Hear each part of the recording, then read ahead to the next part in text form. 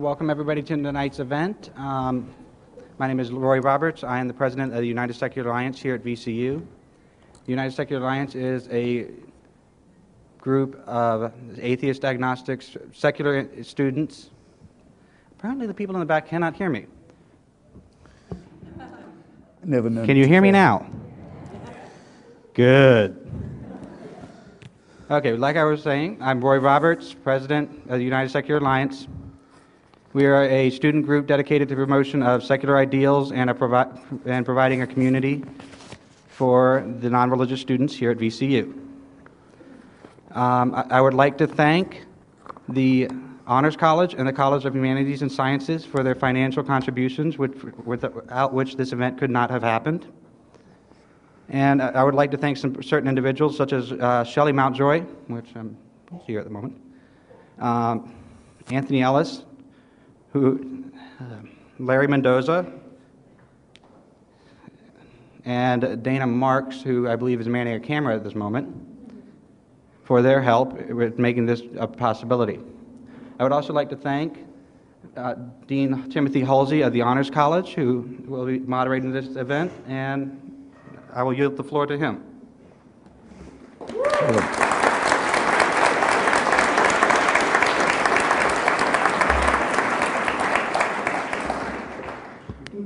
Thank you, Roy, and thanks to the VCU chapter of the United Secular Alliance for arranging tonight's event. Good evening, and thanks to all of you for coming to what I am absolutely certain will be a very entertaining and informative evening. This evening, as you all already know, we're honored to have Christopher Hitchens and Frank Turek with us to debate an ancient and modern question: does God exist? There is perhaps no more contentious issue that we could consider. Accordingly, this debate will follow specific guidelines. To begin, each speaker will have 20 minutes to make his opening statement. Dr. Turek will speak first, since he argues in the affirmative. Following the opening statements, each speaker will have 5 minutes to rebut his opponent, followed by an opportunity to question his opponent directly. Each speaker will be allowed 3 questions of the other, with questions limited to 1 minute and answers to 5. After the direct questioning, the speakers will respond to questions from the audience, asked by me from the cards that you were handed when you entered the room. As questions occur to you, please write them on these cards, and at a point in the debate, I'll ask the ushers to come forward and collect them, and if you would pass them, we will ask as many of them as we have time to do. Given the nature of tonight's debate, it is vitally important that everyone in attendance act in accordance with the highest standards of social behavior. Anyone acting rudely or behaving disruptively, will be thrown out. Really. And now, our speakers.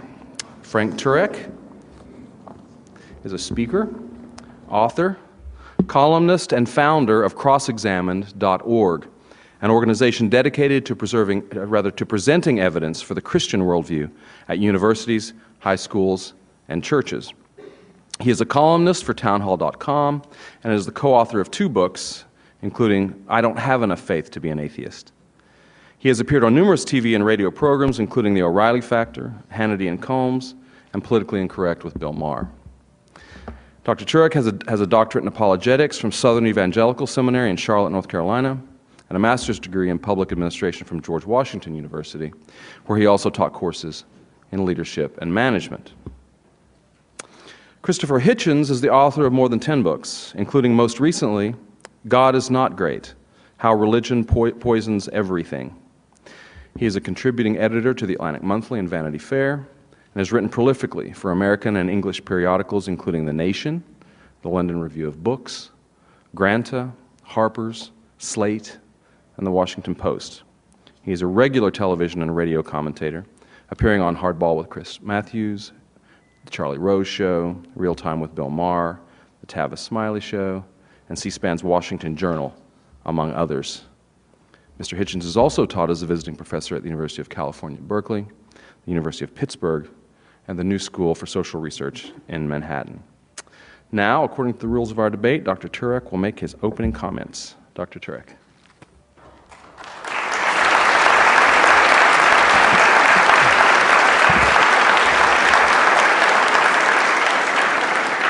Good evening, ladies and gentlemen.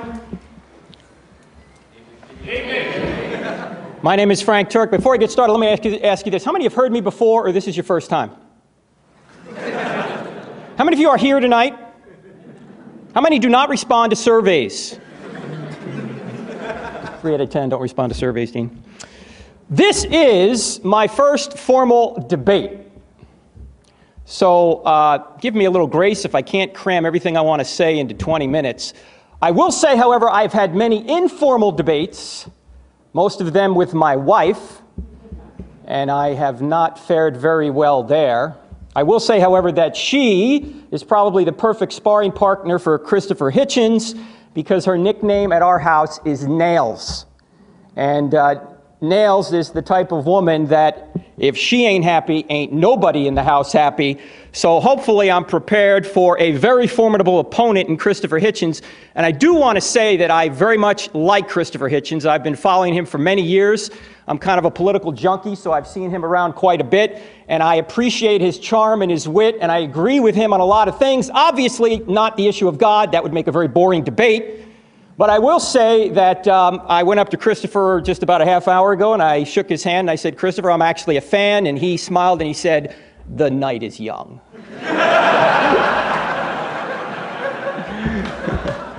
I want to thank the United Secular Alliance. I want to thank Daniel Pendergrass. Where's Daniel? Are you here, Daniel? He was my contact here.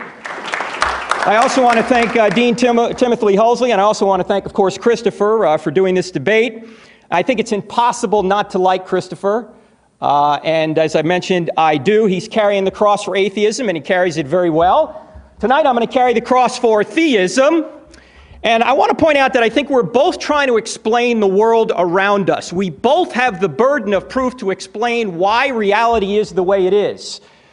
I have to show how reality is best explained by theism, and Christopher has to explain how reality is best explained by atheism. And I think we should follow the evidence where it leads.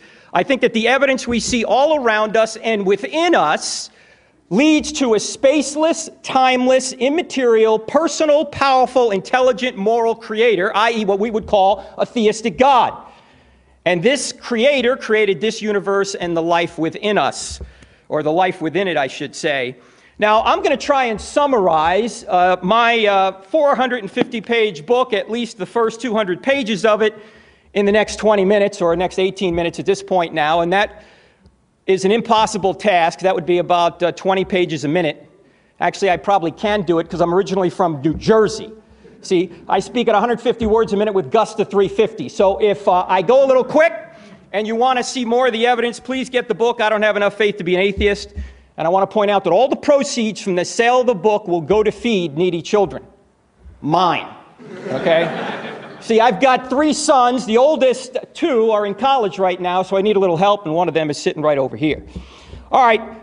Christopher, on page 282 of God is Not Great, available at fine bookstores everywhere, says this: thanks to the telescope and the microscope, religion no longer offers an explanation for anything important.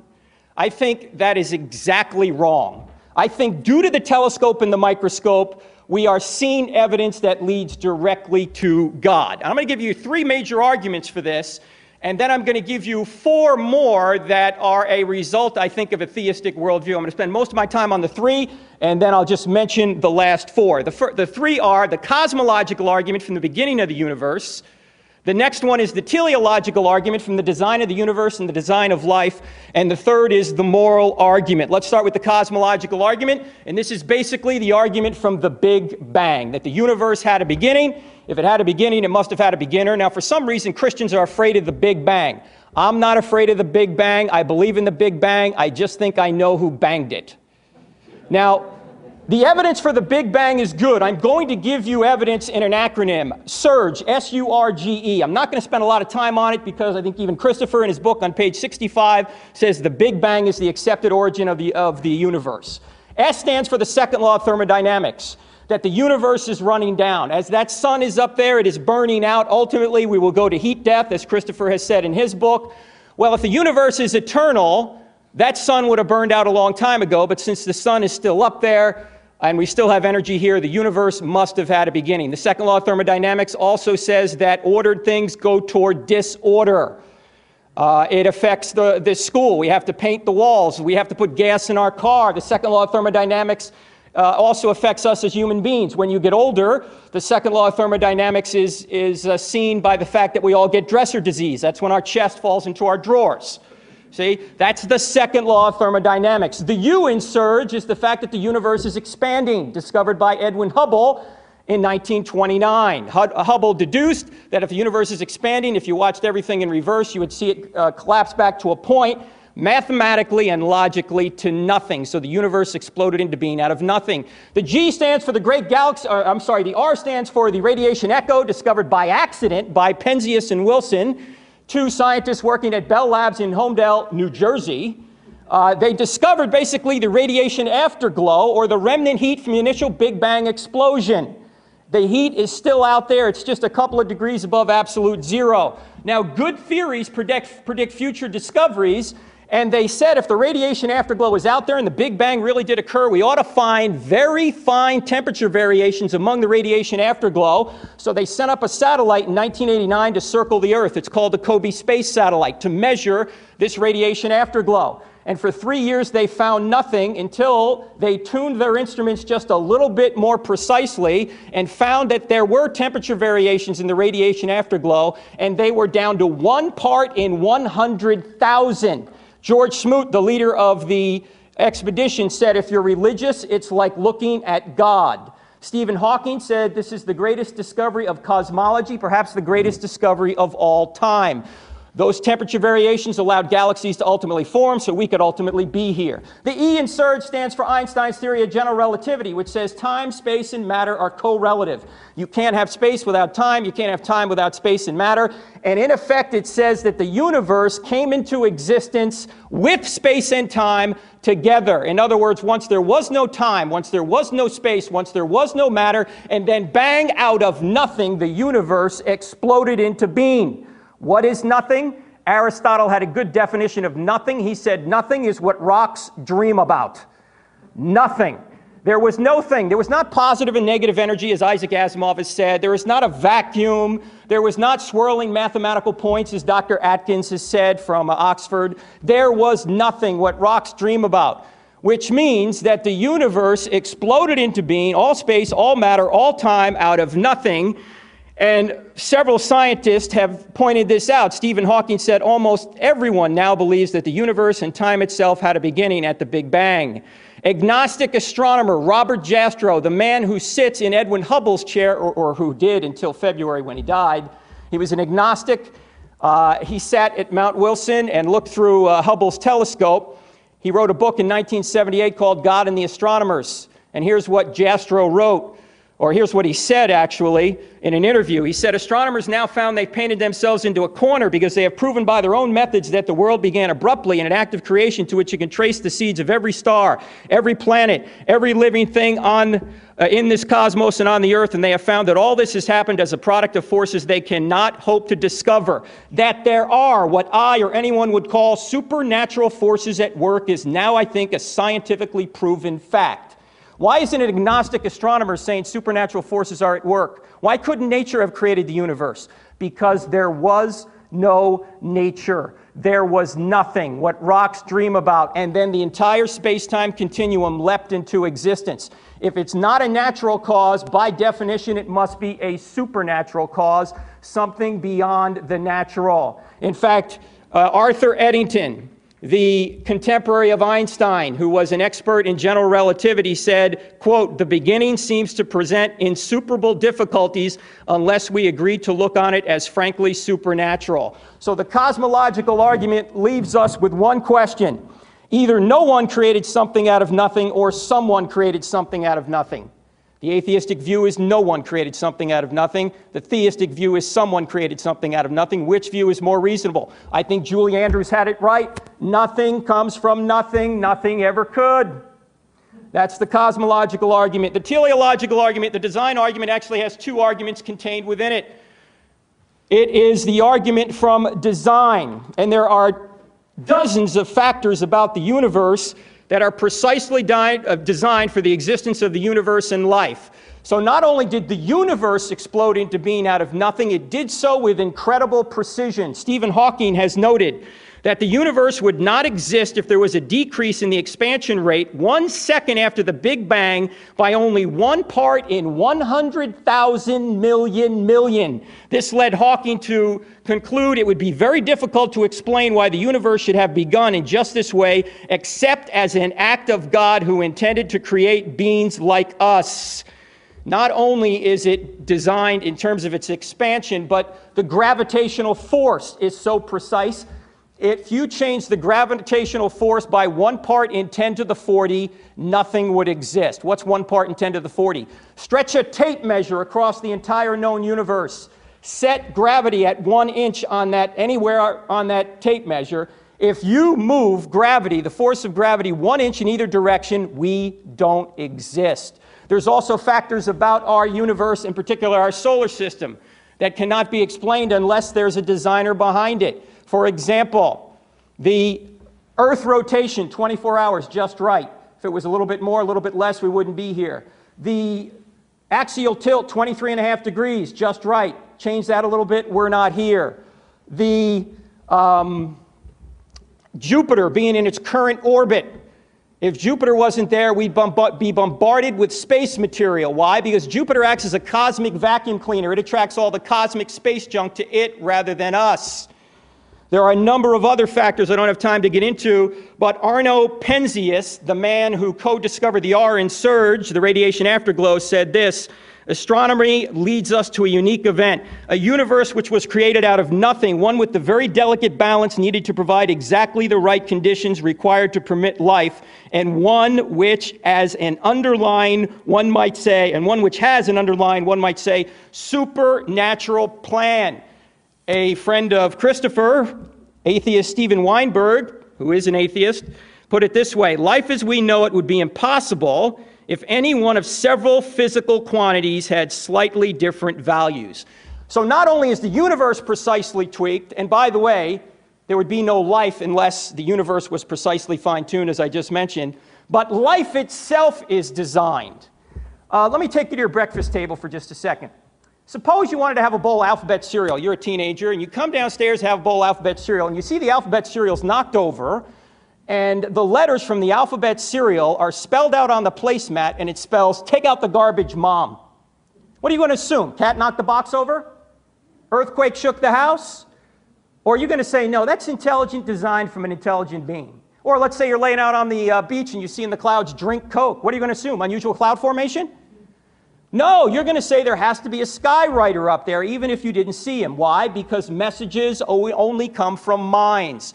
Well, it turns out there's a message in all life called DNA. We all know about it. All life has a message. I have DNA, you have DNA, a banana has DNA. In Darwin's day, it was not known how incredibly complex, simple, so-called simple life is. And they thought that maybe simple life could come together without intelligent intervention, and ultimately natural selection could take over. It's the theory of macroevolution. I'm sure you've heard of it, from the goo to you via the zoo. From the infantile to the reptile to the crocodile to the gentile. That's the theory of macroevolution. The problem is that now we know that this intelligent life couldn't have come together by natural laws, because we now know that the simplest life has the amount of specified complexity or information in it in terms of DNA of 1,000 complete sets of Encyclopedia Britannica. Now, who's that according to? Not a Christian, not a theist. That's according to Richard Dawkins from his book Blind Watchmaker. I think it's page 116. Now, to believe that that resulted by natural law is like believing that the Library of Congress resulted from an explosion in a printing shop. See, I don't have enough faith to believe that. So life appears to be designed. In fact, Antony Flew, who was an atheist, a very prominent atheist, but recently became a theist, or at least a deist, as a result of this evidence, said, "It is impossible for evolution to account for the fact that one single cell can carry more data than all the volumes of the Encyclopedia Britannica put together. It now seems to me that the findings of more than 50 years of DNA research have provided materials for a new and enormously powerful argument from design." How am I doing on time, Dean? 5 minutes. Okay, thank you. Design is so prevalent that even people like Francis Crick, the co-discoverer of DNA, Sir Fred Hoyle, who coined the term Big Bang in a derisive way, are now, or were, proponents of panspermia. Seeds everywhere, in other words, that life got deposited here by aliens, which is just kind of a backhanded way of saying that there's no way we know how life came by natural causes here. There must be aliens out there that brought it here, which of course just puts the question off one more step. Where did the aliens come from, right? There's a lot more on the design argument, but I'm running out of time here. Let me just give you one quote from Chandra Wickramasinghe, who is a student of Sir Fred Hoyle. He said, "The emergence of life from a primordial soup on Earth is merely an article of faith." Sir Fred Hoyle said, "A common sense interpretation of the facts suggests that a super intellect has monkeyed with physics as well as chemistry and biology, and that there are no blind forces worth speaking about in nature." So cosmological argument, teleological argument. Now let's move on to the moral argument. If there is no God, you can't say that decapitating a man on a bus is objectively morally wrong. That's just your opinion. As Dostoevsky said, if there is no God, everything is permitted. Now, I want to be very clear here. I'm not saying that atheists can't know morality, they do. I'm not saying that atheists can't be moral, they can. I'm not saying that believing in God makes you more moral, as Christopher has pointed out, and as I say, I agree with much of what he writes here. I'm not saying that religious people are necessarily better than atheists. That's not the argument. The argument is that there's no way to say that a given act is moral or immoral unless there's a standard beyond humanity. It's not just my opinion, it's not just Christopher's opinion, or Mother Teresa's or Hitler's. There's a standard beyond everybody that defines what is right. That standard is God's very nature. Since objective moral laws exist, there must be an objective moral lawgiver. You say, no, there doesn't need to be any moral lawgiver. If there's a prescription, there must be a prescriber. If you go to the pharmacist and say, here, I'd like you to fill this prescription, and the pharmacist says, who prescribed it? And you go, nobody. Are you going to get your prescription? No. Now, there's a lot more on the moral argument. Maybe we can talk about it a little bit during the Q&A. But what can we learn from these three arguments for God? We can learn from the cosmological argument that this being must be spaceless, timeless, and immaterial. Why? Because it created space, time, and material. It must also be powerful. Why? Because it created out of nothing. Must be personal. Why? Because you can't go from a state of non-existence to a state of existence without making a choice, and only personal beings make choices. Impersonal forces do not. It must be intelligent. Why? Because it created in such a highly designed, razor's edge way. It must be moral. Why? Due to the moral argument, and of course it must be a creator. These attributes are the attributes of what the Bible would call God. Let me sum up what agnostic astronomer Robert Jastrow said after going through evidence like this. He said, for the scientist who has lived by his faith in the power of reason, remember he's the agnostic, the story ends like a bad dream. He has scaled the mountains of ignorance. He's about to conquer the highest peak. As he pulls himself over the final rock, he's greeted by a band of theologians who've been sitting there for centuries. 2 more minutes? Take 3. Thank you, sir. Those are the 3 main arguments. Now I'd like to say there's 4 additional truths about the universe that are better explained by theism than by atheism. First of all, reason and the laws of logic. Christopher is a self-described materialist, but if atheism is true, we have no grounds to know it because reason and thoughts are just chemical reactions in the brain. How can you have, even Einstein believed this. Einstein was a determinist. How can you trust what Christopher says if it's just chemical reactions going on in his brain and chemical reactions in our brain? See, chemicals don't reason, they react. Now, I'm not saying there's no connection between our thinking and chemicals. There is. But if it's nothing but chemicals, how can we trust them? Even Darwin recognized this. It's called Darwin's doubt. He said, if we are just the product materially of primates, why should I even trust anything, much less my theory of natural selection?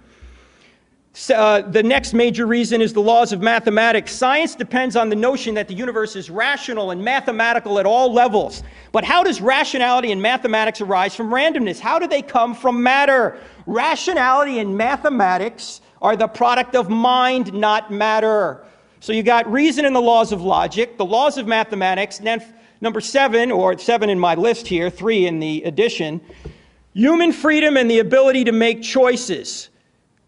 Christopher is somebody who is very concerned about human freedom as I am. But again, if we are just molecules in motion, how do we have human freedom? William Provine from Cornell, he's a materialist, a Darwinist. He points out that we don't have any human freedom if all we are is molecules in motion. Now, Christopher ought not scold anybody for being a snake-handling, Bible-thumping, fundamentalist preacher, because according to his own worldview, that person is that way because these are just chemicals going on in his brain. Neither could you say that Hitler had done anything wrong if it's just chemicals going on in his brain. I mean, what is the murder molecule? How much does justice weigh? These are questions that have no answer in a materialistic worldview, but that is Christopher's worldview. It seems to me that it makes much more sense to say that reason and laws of logic, mathematics, and human freedom come from a great mind that granted us these immaterial realities. The final argument is consciousness. Do you know that a heap of sand and a human brain have the same elements? Why are some carbon-based molecules conscious and others are not?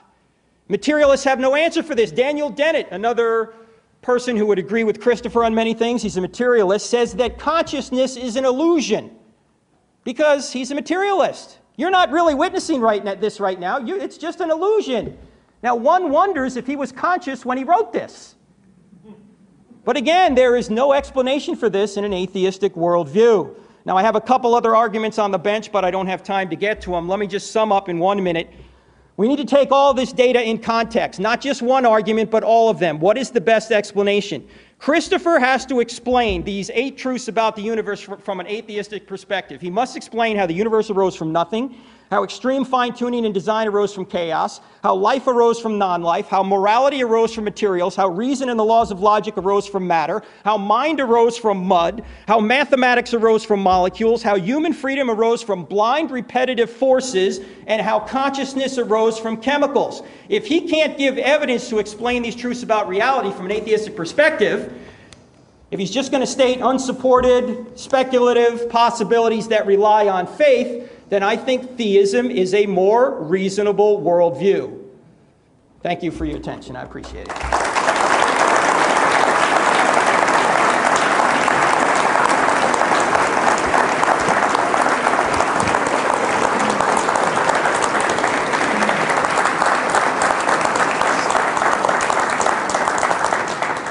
Thank you, Dr. Turek. We'll now have 20 minutes from Mr. Hitchens at his opening statement.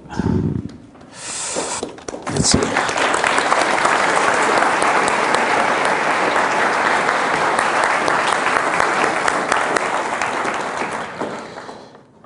Thank you, Mr. Chairman. Thank you, ladies and gentlemen, for coming. Thank you, Dr. Turek, for that very spirited opening to the evening. I should say first it's a great honor to be in the capital of the great state of Virginia. I'm, in a small way, a biographer of Thomas Jefferson, and his memorial, as you know, omitted the mention of his presidencies and vice presidencies and preferred to focus on his work at the university and his authorship of the Virginia Statute on Religious Freedom, which is the embryo and basis of the First Amendment to our Constitution, which makes this the only country in the world that has ever decided that God and constitutional matters should be separated. And it's in defense partly of that civilizational impulse that I rise this evening to satirize the idea that we're here by somebody else's permission and owe that person an explanation, which is what it is to be a theist, if not a deist at any rate. I almost never watch television, and I'm usually glad that I don't, but now I'm glad that I'm forced by my daughter to watch Family Guy. Because you may possibly have seen the moment when the chubby father comes down in the morning and looks at his cereal in the bowl, accepting one of your more sophisticated challenges, sir. And he says, "Look at this." It says, "Woo, woo, woo, woo, woo." And his daughter says, "Those are Cheerios, Dad." But I accept the ontological challenge. and I accept it in this way. The answer to the question with which we confront ourselves tonight, or are confronted if you prefer, does God exist, is to me, yes, it does. It must do. It must do because it is so real to those who do believe in it. There are people of whom it may be said that for them, God does exist. I've become perfectly persuaded of this by now. There is no form of persuasion that would make me assent to this proposition. Some of us are born, we're born too, in answer to Blaise Pascal's own problem, the one that made him write his Pensées and address them to those who are so made that they cannot believe. Those of us to whom almost everything that Dr. Turek just said would be the mere equivalent of white noise. I suppose it's my job this evening to explain ontologically how that is the case. Perhaps I'll do it by force of example.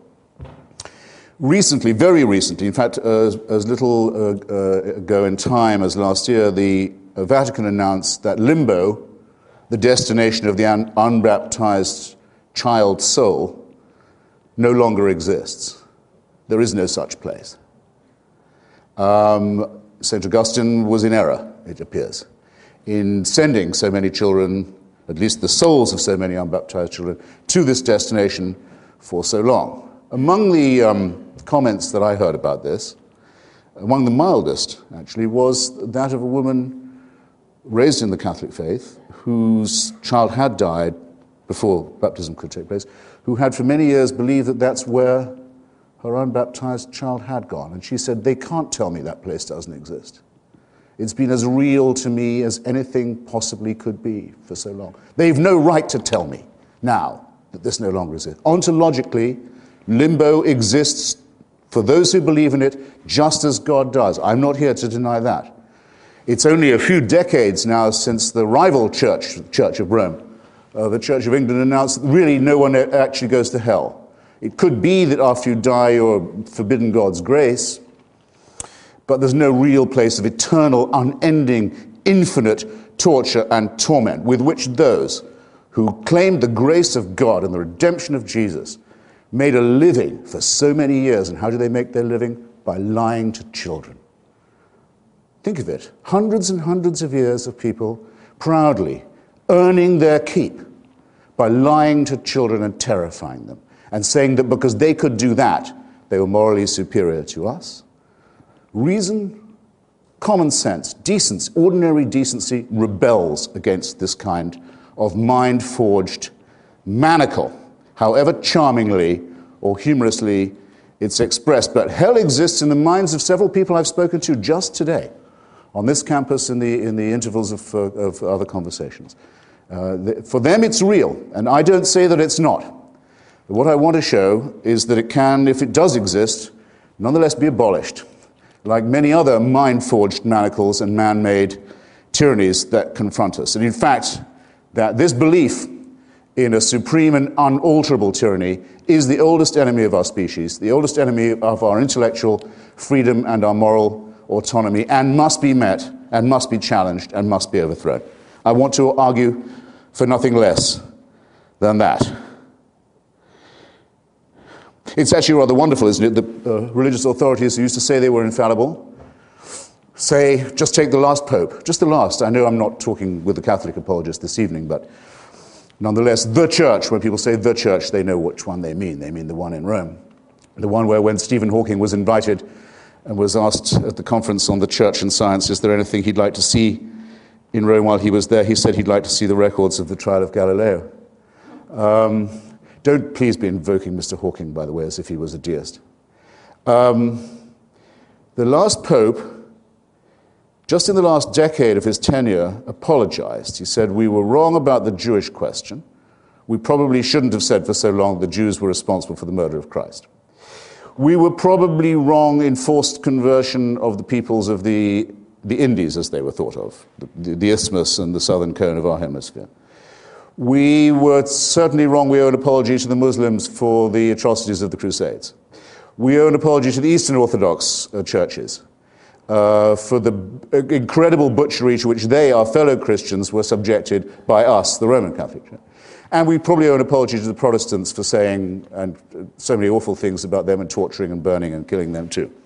So having now said we were completely wrong and completely cruel and completely sadistic and completely violent and retarded human civilization for that many centuries in that many countries and continents, we're quit. And now we can go back to being infallible all over again. There are people who on faith will accept being spoken to in that tone of voice and in that way. But I, ladies and gentlemen, am not one of them. And I don't think there's any form of persuasion that should allow you to be spoken to as if you were serfs or slaves either.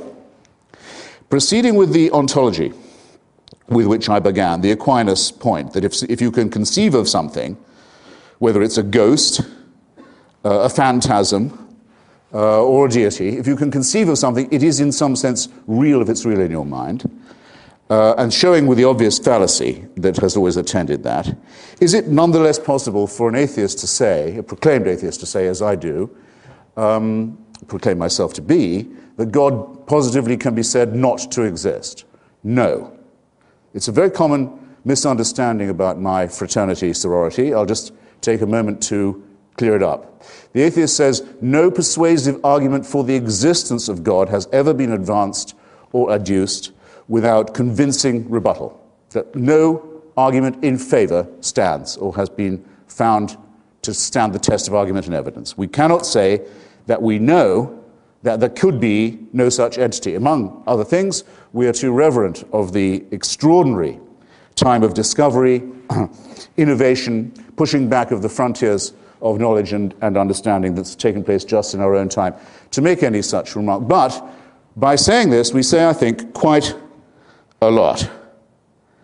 There is no valid or coherent or consistent argument that would not work, if it comes to that, for the existence of any God. Now, I notice it was by a slight work of elision, a bit of tap dancing there, that Dr. Turek went from being a deist to a theist, and then from being a theist to a Christian. Now, I know he does not believe in the existence of the sun god Ra. I'm practically certain he doesn't believe in the existence of Zeus. If you'll pick up a copy of my Portable Atheist, a selection of the finest writings by non-believers, down the years, and just turn to the 3 pages where H.L. Mencken lists the easiest to name 3,000 gods that used to be worshipped and that no longer are held to exist by anybody, you'll spare me the trouble of reading them out. No, he thinks he doesn't just know, Dr. Turek, that there is a God, he knows which one is the right one from a potentially infinite list, actually from a list that's as long as the number of people there are or have ever been in the human species, because if you ever argue with a theist or a deist, as I do every day, you'll find they all believe in a God of their very own. Indeed, they often say a personal God. Indeed, they often say a personal savior. So out of what are we reifying a concept that applies to all of us? Out of nothing but wish thinking and nonsense and fear and ignorance and above all, and I'm not quitting on this point, servility.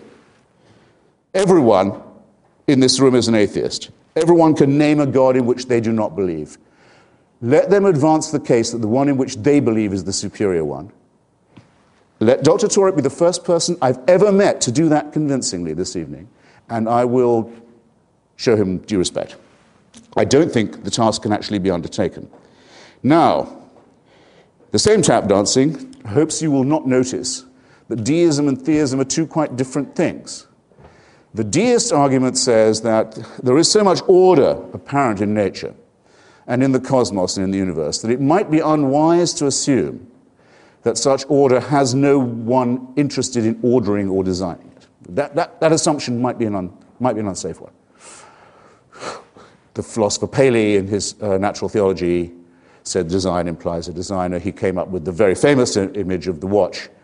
If you come across a watch, if you're a primitive tribes person in the Sahara, you may not know what it's for, but you know that it's not a rock or a vegetable. You know it has a purpose, and someone made it that way. Until quite recently, that was the default position of most intelligent people, including Mr. Jefferson, who, despite his intermittent atheism, in my judgment, was a theist. I'm so sorry, was a deist.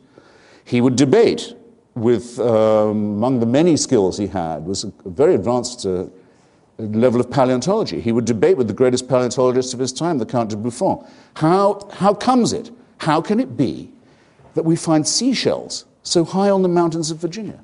How can this be?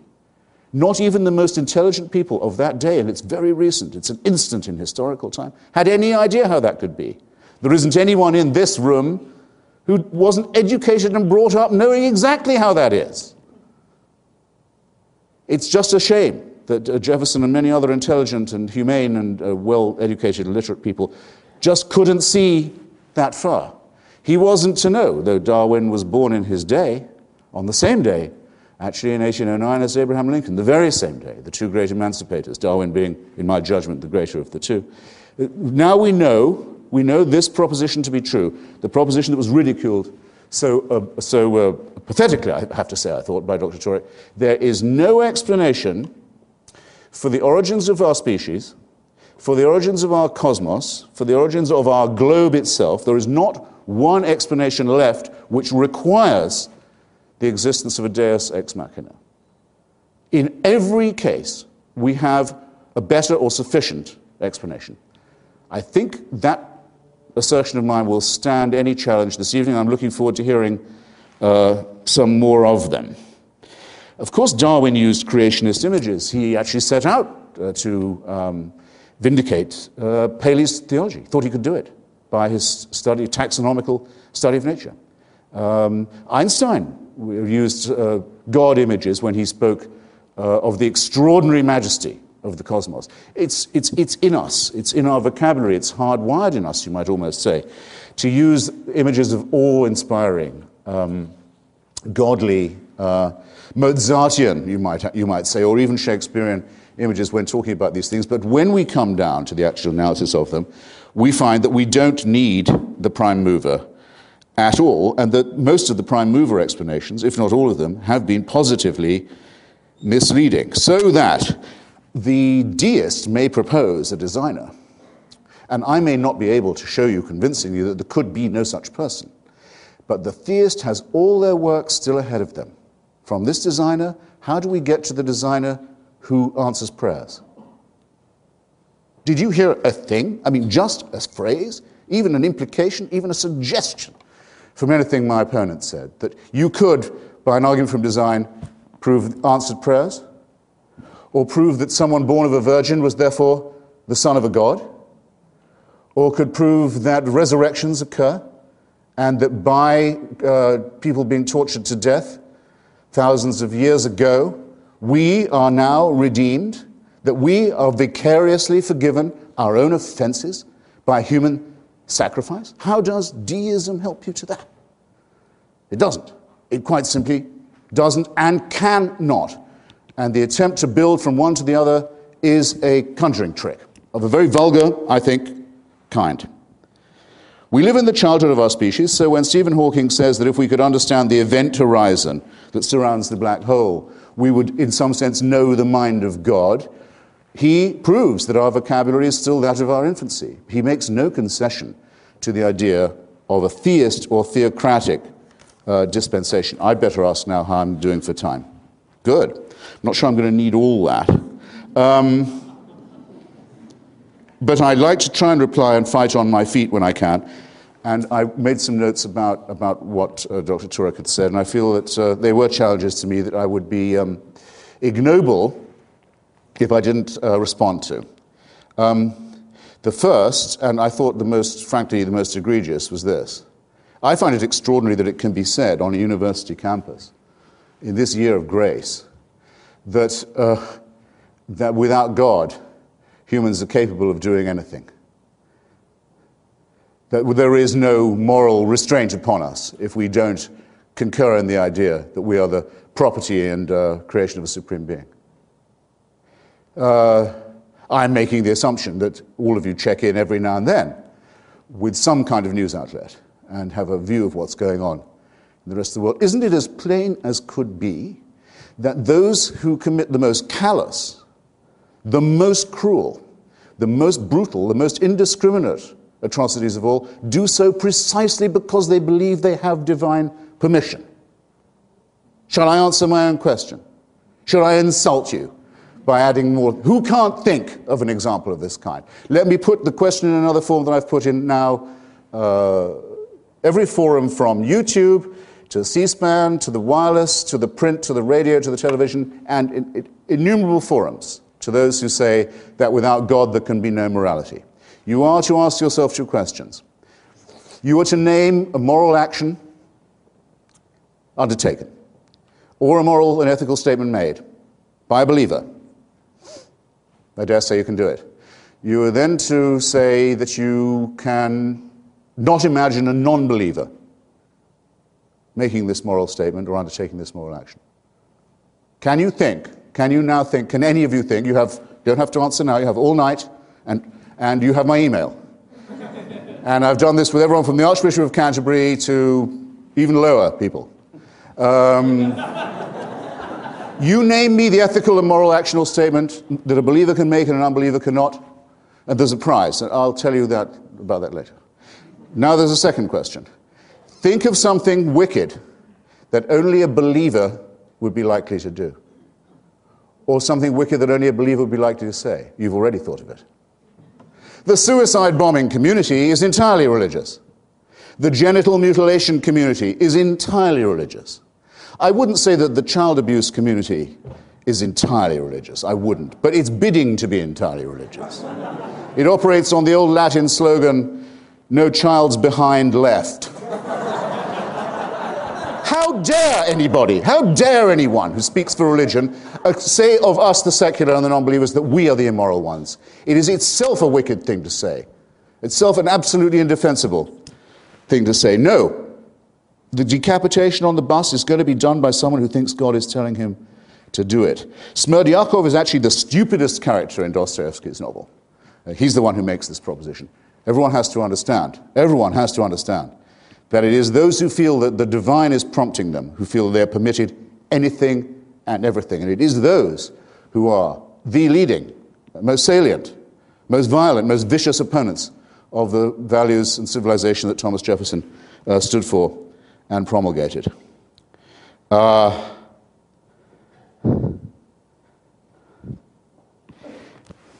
Just on the question of fine-tuning, I have a number of responses. We'll have to postpone some of the naturalistic questions for later, when I know they'll come up again. You mentioned Edwin Hubble and the way that he saw the red light shift and saw that the universe was not just expanding, but expanding very fast away from itself, that the Big Bang had not stopped. Lawrence Krauss, great physicist, probably the next Nobel Prize winner in physics, has noticed that most of people's assumption was wrong. That though this expansion was taking place, it was thought, the rate of speed of the expansion must surely be declining. People still think in Newtonian terms in this way. No, says Krauss, he's pointed it out and now it's agreed by all. No, the Hubble rate of red light shift is increasing. The universe is dissipating itself at high speed and the speed is getting greater. What does this mean?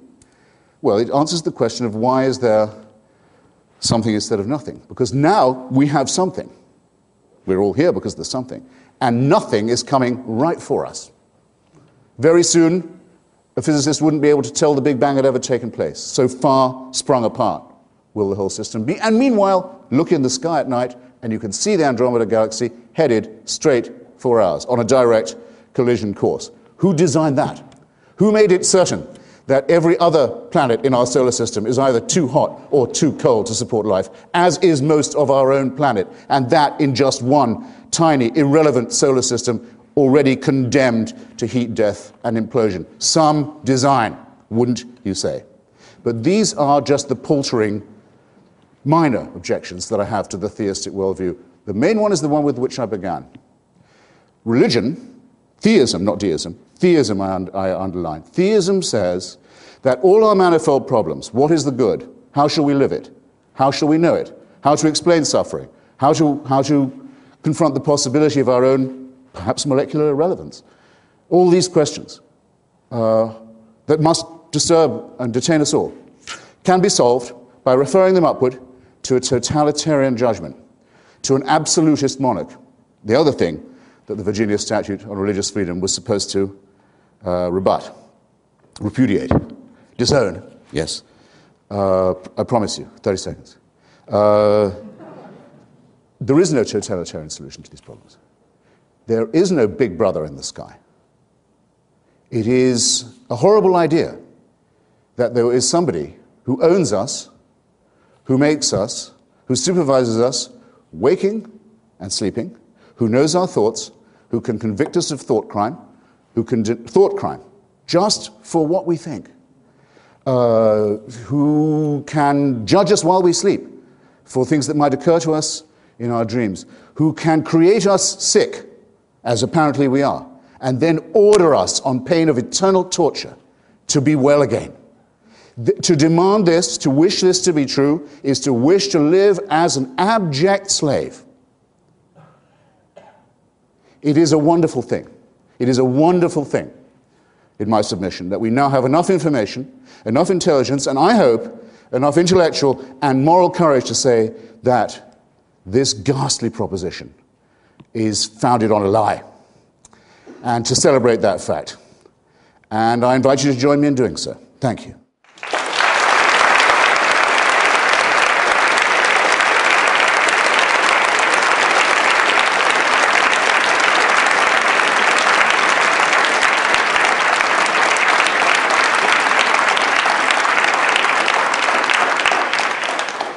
Thank you, Mr. Hitchens. We now have 5 minutes of rebuttal from Dr. Turek.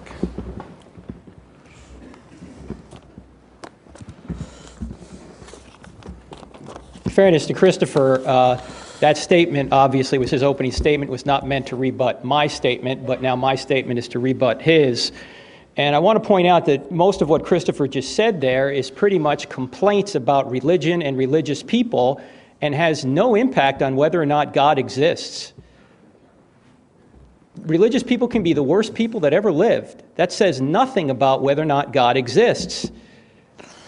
People can do evil. That doesn't mean the parents don't exist. Children can do evil. Doesn't mean the parents don't exist. My kids do evil, but I'm still here. I do evil. My dad's still here. In fact, he's sitting right there. What does that prove about whether or not God exists? Let me try and go down some of the things Christopher said. Yes, I am an atheist when it comes to Zeus.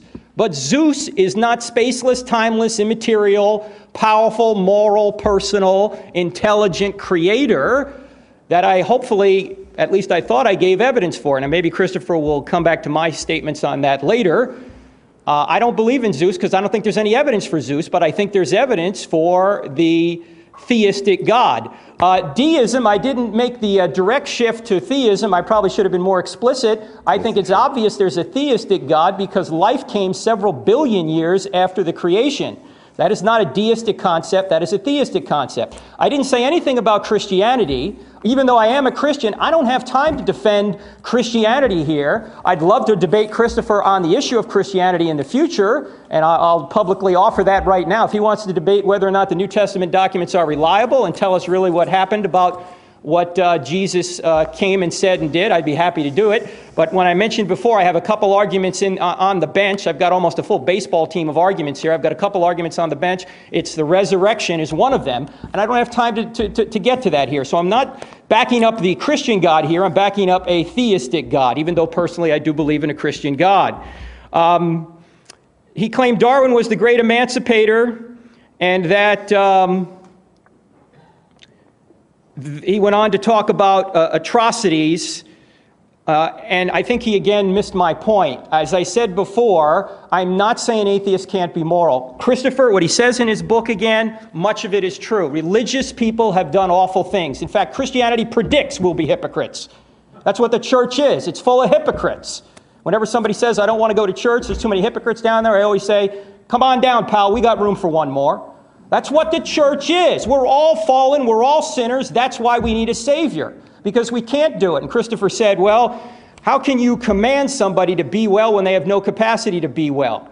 Well, we were well in the beginning, and I'm going into Christian theology here, I understand. I'll just try and answer the point. We were well in the beginning, but then we messed up, and so God, the great physician, came back to save us. That's Christian theology. As again, I don't have time to support it. I'm just pointing out that is the theology. Now, Christopher talked about atrocities, but again, on the atheistic worldview, here's the main point. How do you define what an atrocity is? Who defines it? Who has the authority to define what an atrocity is? The carbon atom? The benzene molecule? I'm not saying you have to believe in God to be moral. I'm not saying that only religious people are moral. I'm not saying atheists can't be moral. I'm not saying atheists don't know morality. I'm saying there's no way to justify what is right and what is wrong unless there's some authority that provides it. What is the authority? In a materialistic worldview, there is no authority. The carbon atom has no moral authority over you.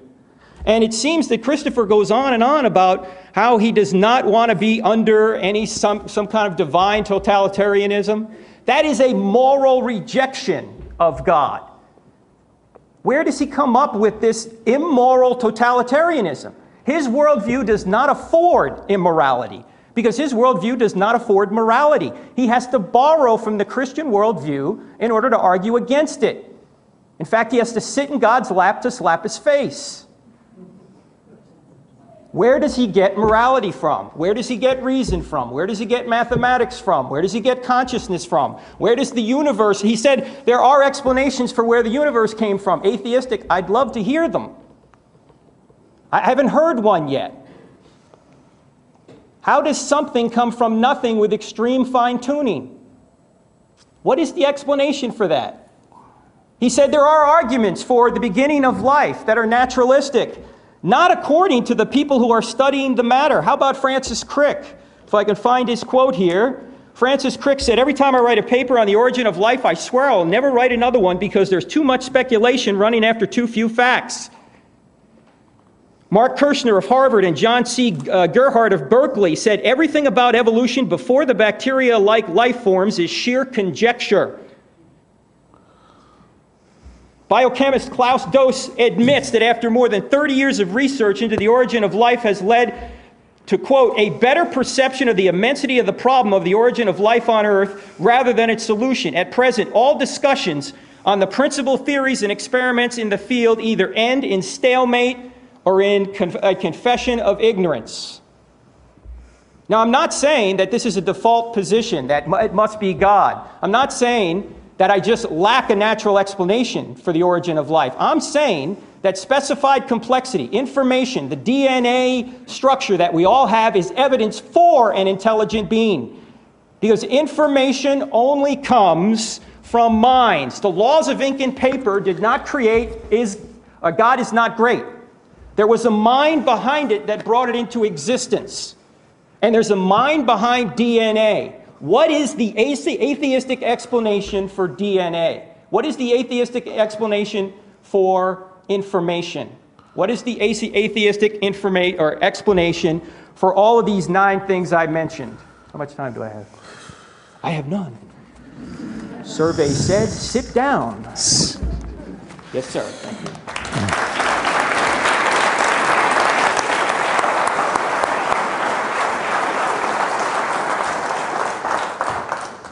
Well, I think I'll just invite Dr. Turek to do the following and make available to us on a sheet of paper, which I'm sure he has, the thesaurus of quotations that he's found from this and that scientist and physicist and natural scientist and so forth. And you will find, when you read them, when you look at them, I was writing them down as you went through them, all of these are statements of uncertainty.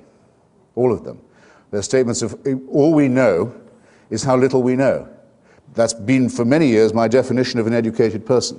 Someone who knows enough to know how ignorant they are. It actually is the only, it's not my own original definition, it comes from the Greek, but it's the only definition that works. And no one working, toiling in the field of science could possibly say anything less or more of themselves, especially at a time like this. But there you have it right away. The theistic and the deistic explanation has to be based on a certainty that there is a supervising and, if you want to be a theist, a caring and intervening creator who manages these matters. And there hasn't been a single sentence so far from Dr. Turek in support of that proposition.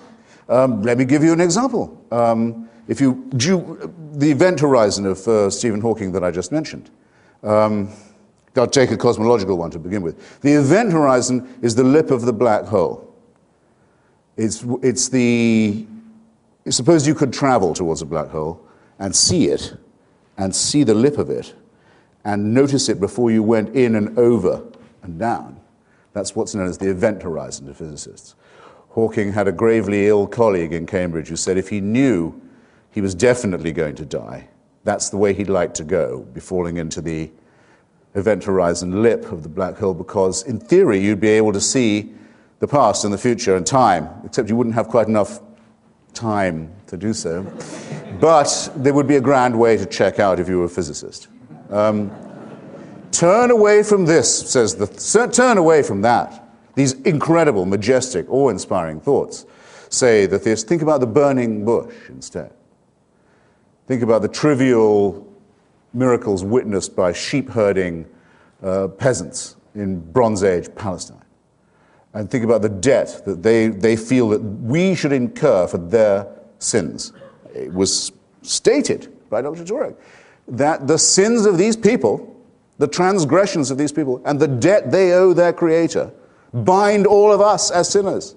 What a shame we're not perfect. What a shame there's nothing we can do about it. What a shame we're created already in prison and have to earn our emancipation.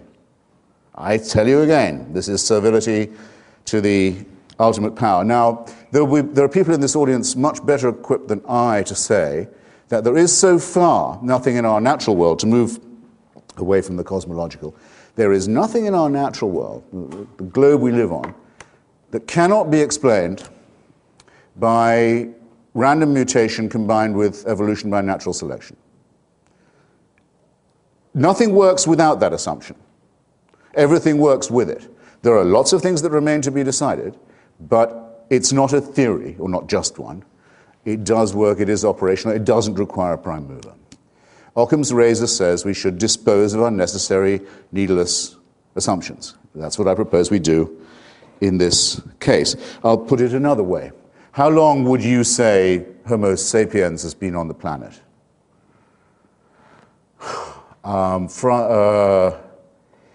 Francis, not Crick, excuse me, the author of the supervisor of the Human Genome Project. Collins. My new best friend and occasional debating enemy thinks, well, not more than 500,000 years. Richard Dawkins thinks it could be as much as 750,000.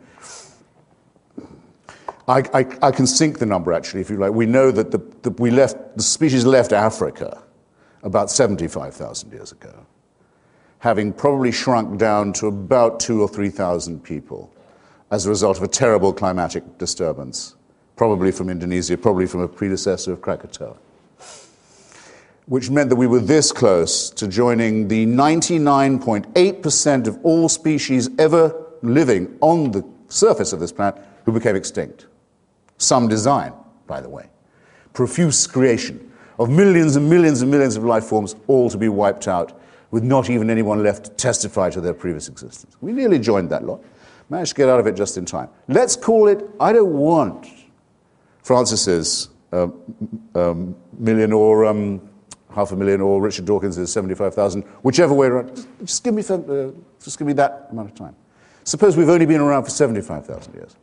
Monotheism, Christianity, Judaism, Islam, shows up, 4,000 or 5,000 years ago at the most. Right? So if you give me my most microscopically small assumption of human existence, for at least 70,000 years, heaven watches as the human species is born, dies, usually of its teeth, usually at about 20, usually its infants having about a 9, 10, 2% chance of living beyond. I don't have to draw your picture. Watches this with indifference. Thousands and thousands of generations, miserable, illiterate, starving, hungry. To say nothing of the wars they'll fight with each other. To say nothing of the cruelties they will inflict, as well as the ones they will suffer just from existence. And only 3 or 4, perhaps 5,000 years ago, heaven decides it's enough of that. It's time for an intervention. And the best way to do it would be in the most primitive part of the Middle East. Not in China, where people can read and have looked at telescopes. No, in the most primitive part of the Middle East, basically by offering human sacrifice to them. This is a doctrine that cannot be believed by anyone who's studied anything scientific, anything historical, anything archaeological, anything paleological, anything biological. Can't be believed by anyone. Can't be only believed by someone who wants to be a plaything and a slave of a pitiless totalitarian power. How glad we should be that the evidence for this ghastly entity is nil. Good. Thanks.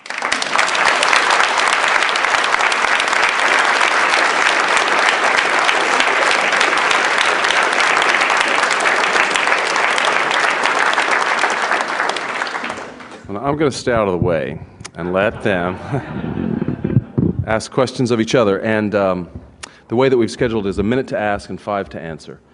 And we'll try to stay to that. So That's very generous. if you, Dr. Turek, would like to go first, since you had already posed some questions to Mr. Hitchens. How many times do we do that? 3 times. So you get 3 apiece. Could I just propose, unless you really have 3 that you're dying to, I don't have 3 I'm trying to duck, but that seems a long time for the audience to have to wait, it seems to me. Could we do it 2, maybe, and get to their questions? I have 6. I'm your witness then. So 3 was right. Dr. Turek. Okay. Christopher, what is your explanation for the beginning of time, space, and matter out of nothing? Well, we don't know. I remember being asked by one of my children once when I said, well, what was there at the Big Bang? And I said, well, you have to imagine, this shows how poverty-stricken our own vocabulary is, and I suspect how poverty-stricken our own capacity is. In other words, I think there are some things, not that we don't understand or know, but that we cannot. So we're reduced to sort of primitive images. But I said, suppose you could picture all of matter, the whole of matter, condensed into, I got this from Hawking, I think, one of his colleagues, condensed into something like a very small, dense black suitcase of the kind you see people carrying money in crime thrillers. And it's about to fly open. Right? That's what you'd have to be able, and everything that's ever going to be is inside that. That was the best I could do. And I don't think many people could do, if I say it myself, that much better. But I was completely unhorsed because the kid said, well, what was outside the suitcase? And I thought, oh, well, I can't do that. And I don't know anyone who can. And that, in a way, would be my whole point. I don't have to know. You do. You're the one who says you know, not me. The theist and the deist say, oh, come on, we know. This is only possible with an author. It's only possible with a creator. It's only possible with a master and commander. It's only possible with a dictator. You're welcome. I don't need 5 minutes. Is it fair to say, though, that if the creation was out of nothing, and that's the common view today, that the being that brought it into existence, the cause, whatever it was... Don't say being. What ground do you have to say being? Because to go from a state of non-existence to a state of existence, you need to make a choice. No, you don't. You don't? How does something that... Where are you getting this choice from? The choice, how does first of all, there was no nature, there was nothing. So if there was nothing, how do you get something from nothing without a cause? How do you get, I can answer the same question in the way I did before. How do you get so much nothing from something? You look into the night sky, if you're in, say, the Carmel Peninsula, you can't do it from many parts of Virginia now, but if you are in certain parts of California, as I was recently, you can look into the night sky and see universes blowing up and bursting into flame every night of the week, several times. They had something, and it's all nothing now. Who's the author of that? Who mandated that? Who's the creator of that? Who's the dictator who demands that sacrifice? The fact that things... You're making a rod for your own back here. No, the fact that things go out of existence, Christopher, doesn't mean that they're not designed. The typewriter is out of existence right now, thankfully. But the typewriter's designed. So the fact that the universe is going to heat death doesn't mean that it didn't have a designer at the beginning. And of course, religious people believe that somebody's going to intervene to stop it before it does go. And even if they do? Even if it doesn't, wait. Hold on. Sorry. Even if nobody intervenes, if it goes to heat death, it goes to heat death. Excuse me. Did the religious among you, ladies and gentlemen, understand, I did not, that there will be an intervention to make an exception in our case? That this will not happen to our cosmos? That God will prevent the heat death? That's the Christian view, and as I said... I had no idea. Yes. That a new heaven and new earth will be created. Genesis is paradise lost. Revelation is paradise restored. It sounds fatuous to me, I've got to say. Again, how do you get something? I am not the one who has to answer the question. Excuse me, you're the one who has to answer the question. You're the one who claims to know. You say there was a creation moment and a creator. I want to know why you're changing the subject and saying to me, how do I not know this? When you're the one who has all the information. I also want to know this. I want to know what sources you have that are not available to me. How do you know that an intervention will occur to prevent the entropy and implosion and destruction of our solar system? If you want to go to our second debate, I'll provide that. Well, but what I'm saying is, let's say there's no intervention. Let's say there's no intervention. We go to heat death. Does that mean that the universe was not created and not designed? It doesn't entail that belief, no, but it makes it. Okay, so what's your point? It makes it seem a very capricious designer. Shall we say, rather as I said, it's an old verse of Phil Greville's, created sick, commanded to be well. Why would people be told, okay, I can create you, but I'm going to create you with original sin, misery, shame, death of children, disease, and so on, just to see if you can pass a test that would mean I might not send you to hell? I don't say that that didn't happen. I say that I'm very glad that the evidence for it is very scanty. And I accuse those who do believe it, and I can't have been surely misunderstood on this point, of harboring a very sinister desire to live in a totalitarian system. How do you define sinister? Mr. Hitchens. The desire to be a slave. Is that masochism? I regard masochism. In your brain, I regard masochism. Something beyond you that. I'll say that I think masochism is a sinister and creepy impulse. Yes. Mr. Hitchens.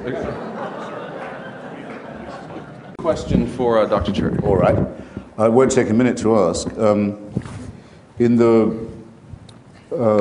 don't just support and try and help out those who dissent from the ridiculous belief of Christianity and the horrible idea of vicarious redemption. In other words, the idea that by watching another person suffer, an innocent person suffer, that you could be freed not just from your debts or your sins, but your responsibilities. You could cast your sins on a scapegoat. I don't just oppose that disgusting belief, but I oppose the Judaism from which it's plagiarized and the Islam that plagiarizes from it. And I give publicity and exposure whenever I can to those who were brave enough in old times to oppose this nightmarish belief. And one of the great opponents of the Islamic totalitarianism in ancient Persia was the great Omar Khayyam, perhaps the greatest poet of old Persia, whose Rubaiyat, I'm sure, is known at least to some of you. And my favorite verse of this comes from the Robert Le Gallienne translation, and it takes the form of a question. The quatrain is in the form of a question. It says, "And do you think that unto such as you, a maggot-minded, starved, fanatic crew, God gave a secret and denied it me? Well, well, what matters it? Believe that too." To this magnificent astronomer and scientist and physician and humanist of Persia, who opposed the cruel, sadistic, verminous, ignorant mullahs of his day, I borrow the question, what is your authority for saying that you know something that I don't? Christopher, I'm giving a probability argument. As you said before, you can't disprove the existence of God, and you can't prove beyond any doubt that there's a God. I'm giving probability. I'm giving cosmological, teleological, moral, consciousness, reason, mathematics, all of those things I listed before. It's open. The evidence is open to everybody. And this is related to your 70,000 years point that you just made there. From a Christian perspective, God has always had a revelation, even before Christ. It talks about the fact that God has always had a witness. There's three witnesses. There's creation. Everyone has creation. There's conscience. Everyone has conscience. And there's Christ. Now, Christ, true, only came 2,000 years ago. But his sacrifice of atonement, his sacrifice of atonement is retroactive to everybody that lived before him. So he's always had a witness. It is quite convenient, and that is the very nature of God. You're absolutely correct. Well, I got him to say it. You see, if we were only discussing ontological questions, that would be all very well, and it could be quite amusing. I could say that you require a higher degree of standard of proof for your proposition than I perhaps do for mine, and you'd probably accept that, and so forth, and we could go back and forth. But we'd be paltering again with the essence of the matter, which is this. The difference between the theist and the deist is as follows. The deist says, may not make sense without some kind of designer. The theist says, when I tell you what to do, Christopher, I have God on my side. The deist says, he can tell what God wants of me, what length I should shave off the end of my penis, if I'm a boy or have a male child, or off the clitoris if it's a female child. He knows through the exactitude what the proportions of that should be, what the diet should be, what the dietary laws ought to be, who I should sleep with, and in what position. And various other things. And since God doesn't ever directly appear and say, do it this way, it's done for him, this is really convenient, by human representatives who claim to act in his name. So that's why I think your standard of proof should be a great deal higher, because if the reason this point is important to you is because it would mean real power in the only world that actually exists, which is the material world, of you over me. And you wonder why I'm not keen. Okay, the material world is all that exists. That thought that you just mentioned, Christopher, the material world, that all that exists, is that thought material? And if it is, why is it true? That sounds like casuistry to me, but I mean, I certainly think that that everything that I am capable of thinking, saying, feeling, and so forth does depend on my continued existence as a, what shall we say, mass of molecules, or shoot me in the head, and I can't go on like this. And I won't be coming back to bother you either. Question? Sure. Nor am I going anywhere after that's happened. Christopher. And I don't wish it otherwise, by the way. I don't wish it otherwise. God gives you what you desire.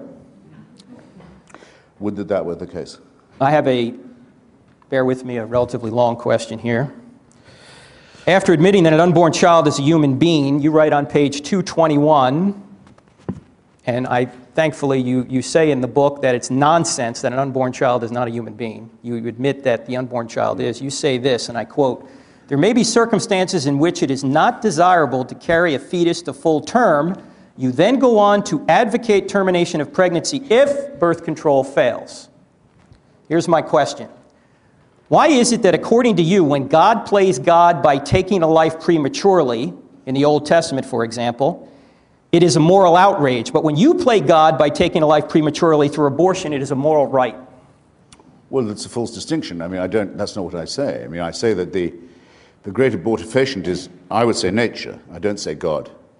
Of course, God does not decide that so many pregnancies are not carried to full term. Nature knows, in the case of our species, as with every other mammal and primate, that some fetuses are not going to make it and flushes them out. That's just a brute fact.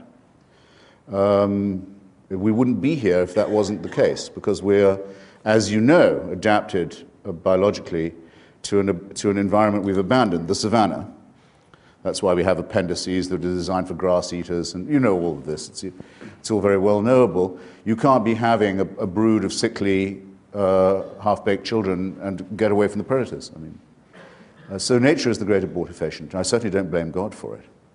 I do, as a humanist, believe that the concept unborn child is a real one, and I think the concept is underlined by all the recent findings of embryology, about the early viability of a well-conceived human baby, one that isn't going to be critically deformed, or even some that are, will be able to survive outside the womb earlier and earlier and earlier. And I see that date only being pushed back, and I feel a responsibility to consider the occupant of the womb as a candidate member of society in the future, and thus to say that it cannot be only the responsibility of the woman to decide upon it, that it's a social question, and an ethical and a moral one.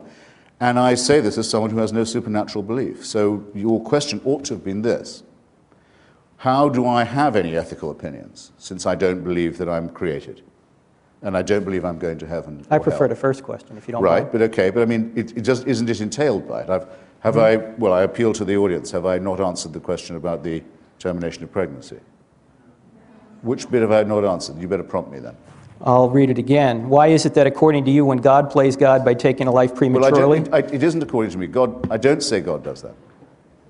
Nature does in your it. book, which is right over here, you have an entire chapter about the atrocities in the Old Testament. Yes. And the atrocities have to do with God commanding genocide and those things. And you obviously have a problem with that, as many people should. So my question again is, why, according to you, when God plays God by taking a life prematurely in the Old Testament, is it a moral outrage, but when you play God by taking a life prematurely through an abortion, it is a moral right? Well, once again, I'm sorry if my work is so obscure, but I don't say that I have a moral right to terminate a pregnancy. I've given all the reasons that I think hedge that question ethically and morally very sternly, very stringently. And in any case, it's not like saying that every living child of the Amalekites should be destroyed. And an injunction by God to Moses to say he's been too merciful and he's spared too many children and enslaved too few women and didn't make the genocide complete. I'm sorry, I've never been accused of, and I expect not to be, if I'm lucky enough in my life, of any such thing. And the idea that there's a moral equivalence between the two, or handling the really difficult question of an unviable fetus and what should be done about it, isn't a moral equivalence at all. So do you want to say that all unborn life is, like you say in the book, is a human being, and therefore you should not kill it? Is that what you want to say to get out of this dilemma, or what do you want to say? No, but I think the presumption, I've long said that the presumption is that the unborn entity has a right on its side, and that every effort should be made to see if it can be preserved. And I think that's an ethical imperative. What I do say in the book is I think the Roman Catholic Church makes this argument immoral when it could be a moral one, by saying that contraception is not to be allowed, by saying that contraception is the moral equivalent of abortion. In other words, to say that contraception is also murder, which is a nonsensical and disproportionate position. I quote some serious Catholics in my book. William F. Buckley, the late, is one. Clare Boothe Luce is another, by saying, if the Church says that contraception and abortion are morally the same, it degrades the opposition to abortion morally. And by making absurd arguments, as it has in the past, Aquinas believed that every single sperm contained a microembryo inside it, and thus that, if you like, I hope I don't offend anyone, hand jobs are genocide. As for blowjobs, don't start. That an ectopic pregnancy, in other words, a direct threat to the life of the mother, a fallopian tube pregnancy, is, instead of a direct threat to the life of the mother and an obvious no-starter for a human embryo, because that's going anyway, is someone who should be allowed to vote. This is nonsense. It's casuistry, it's immoral, it's superstition, and it prevents people from thinking seriously about matters that humanism can decide for itself, for heaven's sake, without any supernatural intervention. Your question, sir. Oh, well, since I answered your last question with a question of my own, I'll make it my question to you. I'm very keen to know how it is that you, in a sense, that you dare to say that without a belief in religion, I would have no source for ethical or moral It's not what I'm beliefs. saying. You seem to hint at it. No. Did he not? No, oh, I'm not saying you don't know morality, Christopher. I'm saying you can't justify morality without a being beyond yourself. So that, okay, good. So that if I say that for me it's enough to be willing to love my fellow man and perhaps hope that my fellow man and woman will give me some of the same consideration in return, and that, after all, the Samaritan of whom we've all heard, was the only one to help after the priests and the Levites had passed by.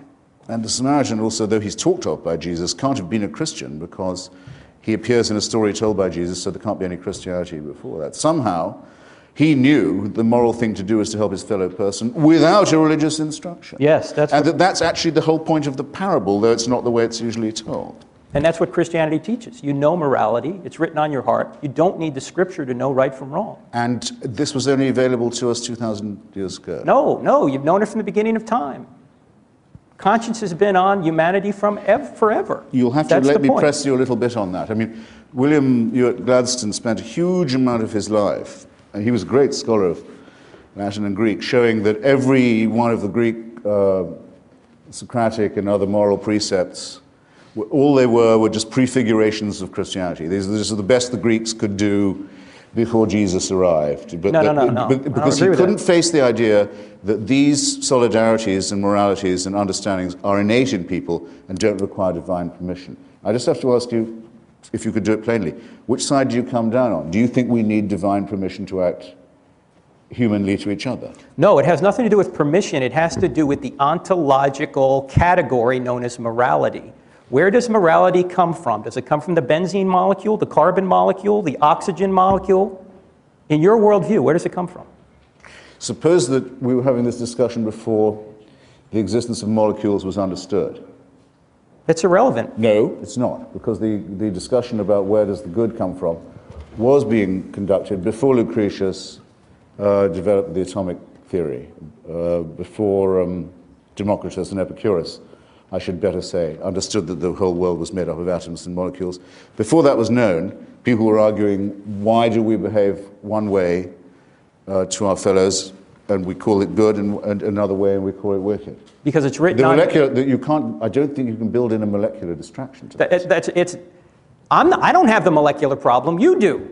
So you're a materialist. I'm trying to ask you, where does morality come from in a materialistic worldview? Well, did I not just acquit myself of that charge and say that the argument precedes the knowledge of the atomic and molecular structure? No, it doesn't. No. Not that I think, by the way, that the atomic and molecular structure is irrelevant, and it could be that we might find out that there are, who knows, pheromones or other phenomena that do have an influence on our moral conditioning.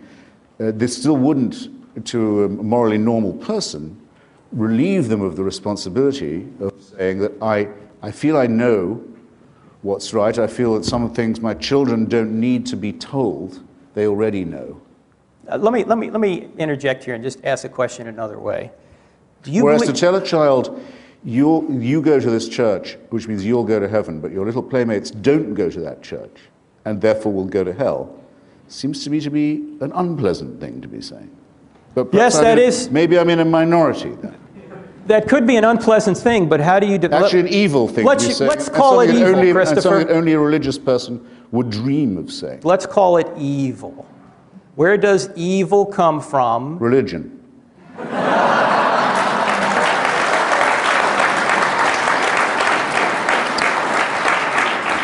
And to answer your next question, morality comes from humanism and is stolen by religion for its own purposes. Humanism according to who? Hitler, Mussolini, Stalin, who? You're saying that Hitler was a humanist? Just Hitchens. I've lived to hear it said. Hitchens. In Virginia. Hitler was a Catholic. Hitler was a Catholic, so was Mussolini. Give me a... How does morality exist if it's just my opinion against your opinion and there's no standard beyond? Both of them had an official political concordat with the Protestant and Catholic churches. Both of them wanted the worship of themselves as well as of God. So I suppose no evil comes from atheism. And their third main ally, Hirohito, the Emperor of Japan, not content just to be theocratic, was himself a god. So anyone who says that fascism and Nazism were secular is an ignoramus. Why is it wrong? On a gigantic scale. All right. I'm asking an ontological question. I'm not going to be called a Hitlerite because I'm a humanist. Okay? I'm not asking a sociological question. All right. Let me ask a question another way. This is my last question. If God does not exist, why do all people have a fixed moral obligation to love and not murder? How do molecules in motion have any authority to tell you how to behave? When you do something wrong, whose standard are you breaking? Who are you displeasing? The carbon atom, the benzene molecule, who? This question has been asked, Socrates answered it like this, when he was on trial for his life. Accused of blasphemy, by the way. He said that he had an inner daemon, was the way he put it. Not demon, a daemon, a spirit, an inner critic, a conscience would be one way of putting it. And that he knew enough to know, even when he was making the best speech of his life, that if he was making a point that was somehow dishonest or incomplete or shady, the daemon would tell him, yeah, that was clever, but you shouldn't have tried it. He knew. Okay? Any person of average moral equipment has the same knowledge. I hope you'll. If you don't, I'm very sorry for you. Adam Smith called it the internal witness, who we all have to have a conversation with all the time. It's been C.S. Lewis decided to call it conscience and to attribute it to the divine, but he didn't improve on what Adam Smith said in Theory of Moral Sentiments or what Socrates said when standing trial for his own life. It's been sometimes colloquially defined as, why do people behave well when nobody's looking? I don't believe there's anyone in this hall who doesn't know what I mean by that. Why, when it won't do you any good, will you decide, I could have kept that wallet I found on the back of the cab seat, but I'm not going to. I'm going to turn it in. I'm going to find its real possessor. There are people to whom those thoughts do not occur, who are deaf to that idea, who only think of themselves, who wouldn't worry about the internal daemon or censor or companion. And there are, of course, people who only get pleasure from being unpleasant to other people and inflicting cruelty on them. The first group we call the sociopathic, and the second group we call the psychopathic. And they occur in nature and in society. My only problem is with those who think that they're all made in the image of God. The one explanation that absolutely doesn't work at all, that gets you nowhere, that explains nothing. Christopher, it's your turn to ask. Oh, really? Yes, sir. Well, my question is this. Would anyone in the audience like to join this conversation? We actually have questions if you're ready to move along. Yeah, I am. There are a couple of questions, several similar questions that boil down to a couple of questions for each of you, and then one that I'll end with that I think is an important one to address to both of you. Since you gave your turn away, Mr. Hitchens, I'll ask you first. If the questioner asks, if God does not exist, what then is the purpose of life? Well, I can only answer for myself. What cheers me up? I suppose mainly gloating over the misfortunes of other people.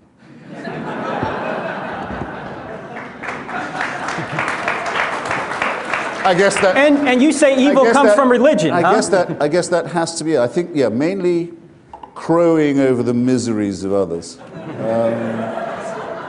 It doesn't always work, but it never completely fails. And then there's irony. There's irony, which is the gin in the Campari, the cream in the coffee. Sex can have diminishing returns, but it's amazing. No, that's pretty much it, and then it's a clear run to the grave.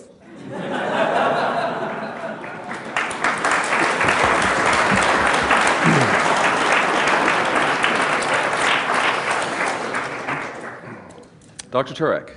Yes, sir. Do you want me to answer that or not? That's for somebody else, okay. If Christianity is true, then why aren't the differences that Jesus makes in the lives of Christians more powerful or evident than the impact other religions make on their adherents? I don't know if I accept the premise of the question. Well, the questioner adds, Gandhi was every bit as influential as any Christian. Yeah, that's true, and that's one of the problems with Christianity. The biggest problem with Christianity is Christians. I admit it. But the questioner is asking Yeah. a more central question, which is, if this is the truth, Yes. why then doesn't that truth, by the weight of its infinite being, cause its adherents to behave in a way that we can all notice? Well, I think you can notice it in several Christians. I think Christians for years have been the ones that have built hospitals and cared for the poor and cared for the weak and the sick. So I think it does make a difference. My problem which is part of the problem that the questioner is asking, is why doesn't it have this effect on everyone? And I'll throw a little Christian theology in here. The problem isn't that we don't have all the Holy Spirit. We do. We just don't allow all the Holy Spirit to do what it should do. It's our problem. We are fallen human beings. And that's why Christ had to come, because we are fallen human beings. And has to come again because he didn't get it right the first time. I agree with you that the grammar of the question is wrong, but for a different reason. I don't see what's moral about Christian preaching. For example, apart from the horrible idea of vicarious redemption, I'll say again, in case I missed you the first time, what I mean by that. I could pay your debt, even if I didn't know you. If I was a friend, I could say, you're in debt, I'll pay. In extreme cases, people have been known to say, I'll serve your sentence in prison. I could do that for you. What I cannot do is relieve you of your responsibility. I can't say, throw your sins on me, they'll melt away. Immoral. People are not allowed to be, they're not entitled to be relieved of their responsibilities. And the vicarious redemption by human sacrifice is a very primitive and horrible scapegoating idea that belongs to the barbaric period of human history. So all pardons are immoral? No, not all pardons. No, I didn't say that. I said vicarious redemption is an immoral doctrine. It's also immoral of the Nazarene to say, take no thought for the morrow, not to clothe, not to eat, not to invest, leave your family, leave your children, leave everything, give up the world, no investment, no thrift, no thought for the future, just follow me. That's only moral if you are a sure believer in the idea that the world is about to come to an end, which was the case with this apocalyptic. I guess you never read the parable of the talents. He said the prophecy is that the world is coming to an end real soon. There's no point in caring about anything else. That's not immoral preaching to me at all. There are many other ways in which I fail to see how any bad behavior can ever be described as un-Christian. And of course, it's completely laughable to say Christians build hospitals. Just many Christians have bombed hospitals as have built them, and as many Muslims have built hospitals as Christians have, and as many Babylonians have built great buildings as Christians have. If that's the best you can do, that's the best you can do. One of the questioners repeats a point from Dr. Turek's opening statement that apparently he or she feels you did not address, Mr. Hitchens, about the irreducible complexity of DNA. And is it possible for such structures to have formed by chance? Well, I have two responses to that. One is, what would she have said before she knew about DNA? What does that have to do with anything?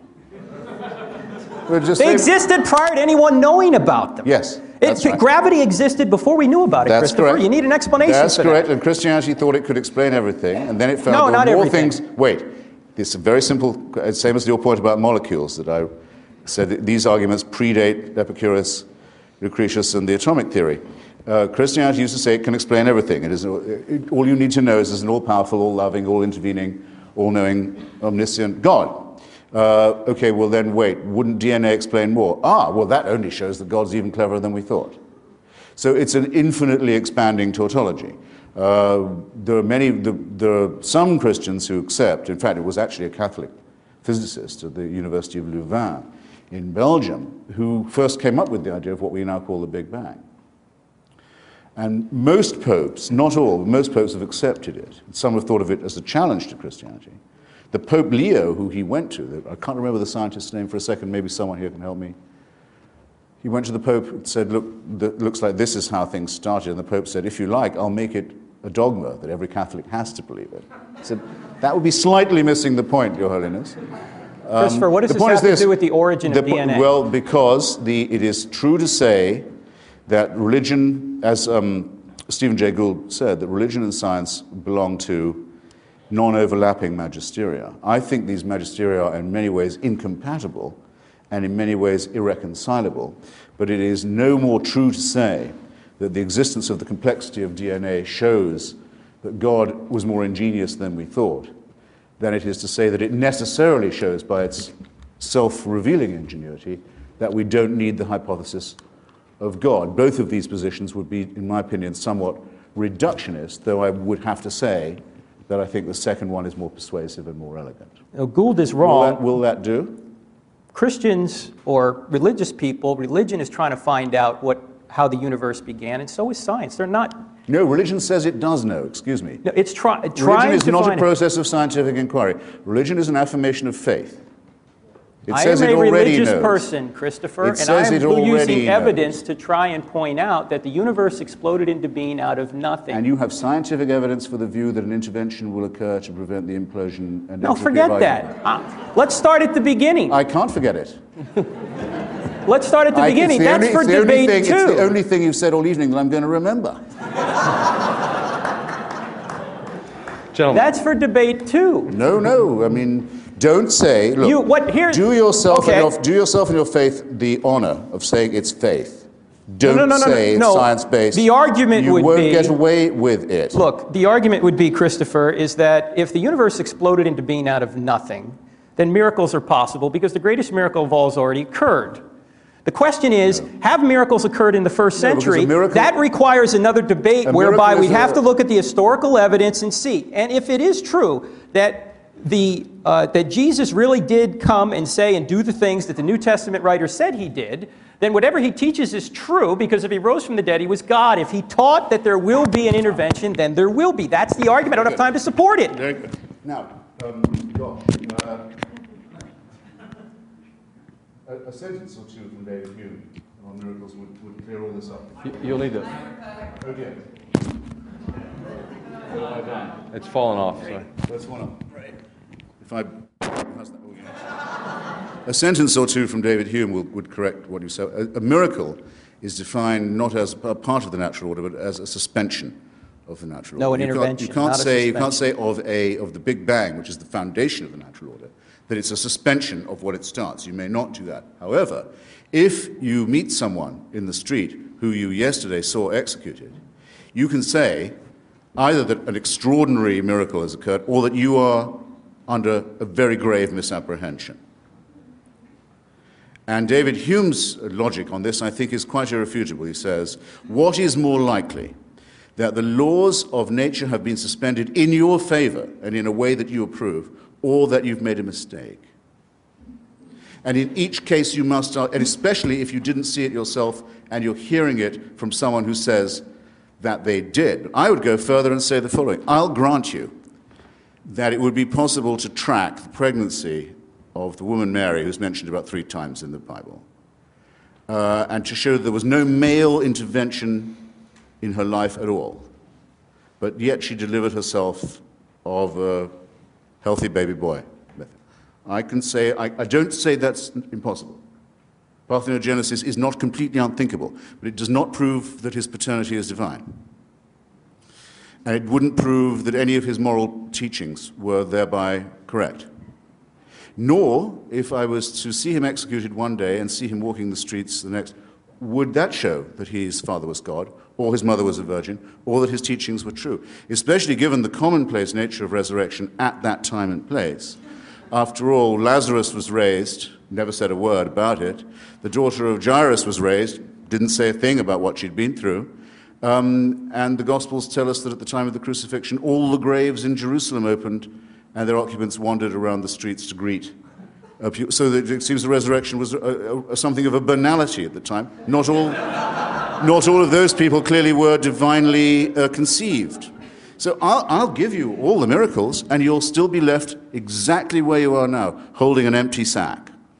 No, Christopher, you have to look at each miracle in light of the evidence and the context. Hume was wrong because his premise that was wrong was the one that said the evidence for the regular is always greater than that for the rare. It's not. From Hume's own worldview, if Hume was here today, he wouldn't even believe in the Big Bang because it only happened once. It's not a regular event, it happened once. He wouldn't believe in the spontaneous generation of life, which is what a materialist must believe because it only happened once. He wouldn't believe in his own birth because it only happened once. In fact, he wouldn't be able to believe in the whole history of our solar system because it only happened once. You don't need regular events to know whether or not something happened. Singular events happen all the time. This debate will never happen again, yet you're here to witness it.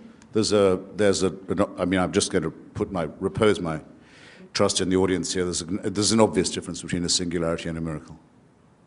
And I think it would be embarrassing to try and explain it. It would be patronizing to try and explain it. Dr. Turek, a member of the audience takes issue with your claim that objective morality necessarily relies in an absolute deity, asking instead, what about empathy, for which there are significant apparent biological bases? Sorry, I didn't hear that. What about what? Empathy, for which there are fairly well-established biological bases, a very human emotion. Cannot empathy lead to morality? Is it right to be empathetic? That's the question. I'm not saying there's no chemical connection between morality and, or for morality, I should say. There certainly, when we think, there are chemicals going on. The question is, what is the standard that makes empathy or love right? What is the chemical composition of love? How much does justice weigh? Well, these are all things that make no sense in a materialistic worldview. Well, but that's not entirely true. Let's say, for example, that cognitive neuroscientists are able to determine with scientific levels of precision that, in fact, certain neurochemical and cognitive events essentially always co-occur with the experience of empathy. But that wouldn't mean that empathy's right. See, there may be chemical compositions that cause that guy to chop that guy's head off on the Canadian bus. That wouldn't make it right. The question is, what makes something right? In a materialist worldview, there's nothing that can make something right or wrong. As David Hume has said, you cannot get an ought from an is. Well, I'm happy to agree with that. I mean, I think that's true. But I have to add only that some of us have been lucky enough to see it or meet people who've done it, and all of us have read about it. There are people who will, when a grenade is lobbed through the window, throw themselves on it before it can blow up. It does happen. There are people who die under torture without giving away the whereabouts of their comrades. There are people who go do bomb disposal work and sit defusing huge device. They know any minute. It does happen. It's always happened.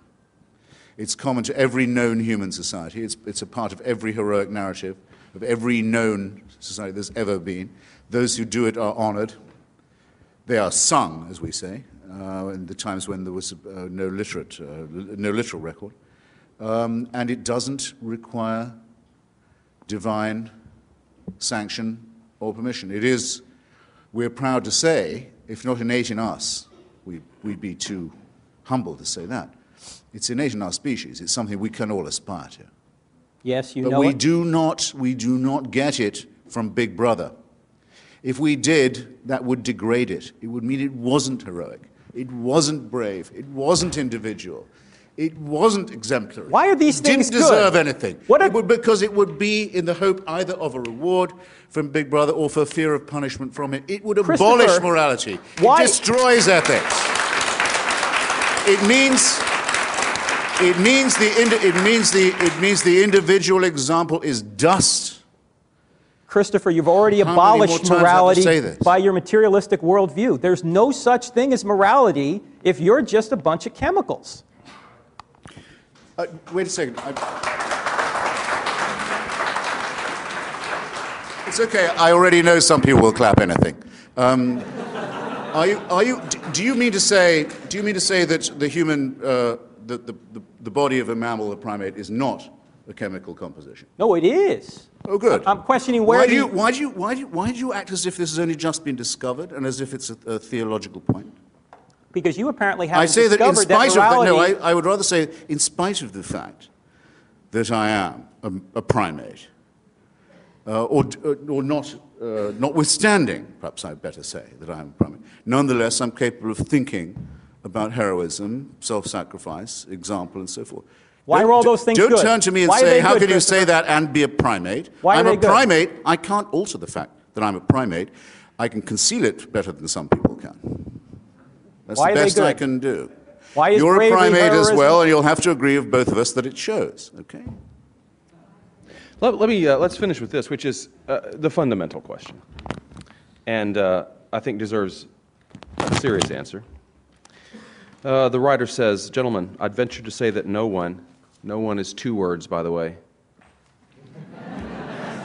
No one came into this room without already deciding who he or she agrees with. And no one will leave with a different mindset. What would it take for each of you? What evidence would you need? Upon what basis would you make a decision to change your mind fundamentally about the question that we gathered here to discuss this evening? Great question. Well, Christianity would be refuted by somehow discovering the body of Christ. Theism might be, I don't know how you could refute theism if all the scientific evidence somehow changed, if, I don't know how you deal with the morality issue, if the fine-tuning didn't occur, if we could find, if the universe is eternal, it wouldn't need a cause, but all the scientific evidence seems to suggest the universe is eternal, so it needs a cause, and the cause must be immaterial, spaceless, timeless. But if all that changed, that might be, at least get me to doubt theism. Sir? In most of the debates, I wish I'd thought of this evening, actually. Oh, God. Much too laid back. Much too laid back. In most of the debates I've taken part in, I wish I'd thought of doing it this evening, too. We took a vote before the debate, including registering the undecided, and then one at the end, to see, basically to see where the undecided had gone. So, and I was always surprised by how many people had come, or at least were willing to consider themselves as having come with an open mind. My view is this: very few people have that much difficulty thinking of themselves as objects of a divine plan. The great advantage religion has is our own solipsism. It's the same as people who don't really believe in astrology, but they'll take a quick peek to see what's happening to Taurus today. And if it says, well, might be a good time for a flutter on the stock exchange, not to think, hang on, the planets don't really move to determine my investments, but maybe, it's not impossible. It could all be about me. I think about it quite a lot, actually, because I have the same birthday as Thomas Jefferson, April the 13th. Except that I don't, because he was born under the old calendar. And I think though it says on his tomb he was born on the 13th of April, he was actually born on something like the 25th of April under the old calendar. I've often wondered how the horoscope people managed the transition, the time when everyone had to change which star sign they were. I dare say it got done easily enough. Religion works for most people because to have people, in a sense, horribly do want it to be true, that they are supervised, that God looks out for them, that they might be rewarded or they might be punished. It has this terrible servile advantage. That's why I consider it to be morally superior to be an atheist, to say I would rather live without that ghastly master-slave mentality. And no evidence or no event that could change your commitment to that belief. Well, I can only say that if there was, I'm very relieved to find, having studied what I think of as the best evidence in arguments among physicists, biologists, paleontologists, students of mythology, history, archaeology, and so on, very relieved to find there's no evidence for it at all. If I thought it was true, I would consider myself condemned to live under a tyranny. And I've spent my entire life repudiating that idea and helping, I hope, others to think the same. But there is not a chance, of course. There isn't a single chance that anyone will find that, hey, after all, we can definitely know that a virgin conceived or that a condemned felon walked again. And it's quite absurd for anyone to argue in scientific terms as if any of that is even thinkable. What I don't understand, and I suppose I should close by this, is why anybody should be so contemptuous, I suppose is the word, or so insecure about their own faith as not to call it that. Did you hear him say at any point this evening, this is my faith. I believe it in spite of the evidence to the contrary. I lay my life on it. I believe I'm redeemed by it. I think I will live eternally because... No, he has no confidence to say anything like that. Instead, he tries to mix it up in an area, scientific inquiry, where he's no more competent than, hey, even I am. And that was where he made his big mistake. Thanks. Gentlemen, what did we decide? 5 minutes to close? 5 to 10, 7 maybe? Since Dr. Turek went first in the opening, would you mind going first now? Oh, I thought I'd just wrapped. Oh, well. You can call it a wrap unless you'd like 5 more minutes.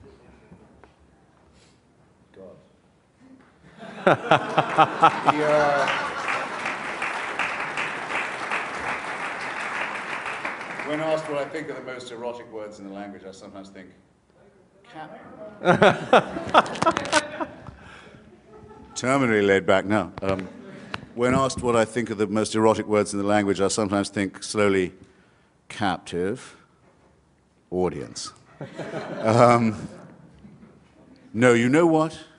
If I haven't made my case by now, brothers and sisters, I don't think I will make it in the next 5.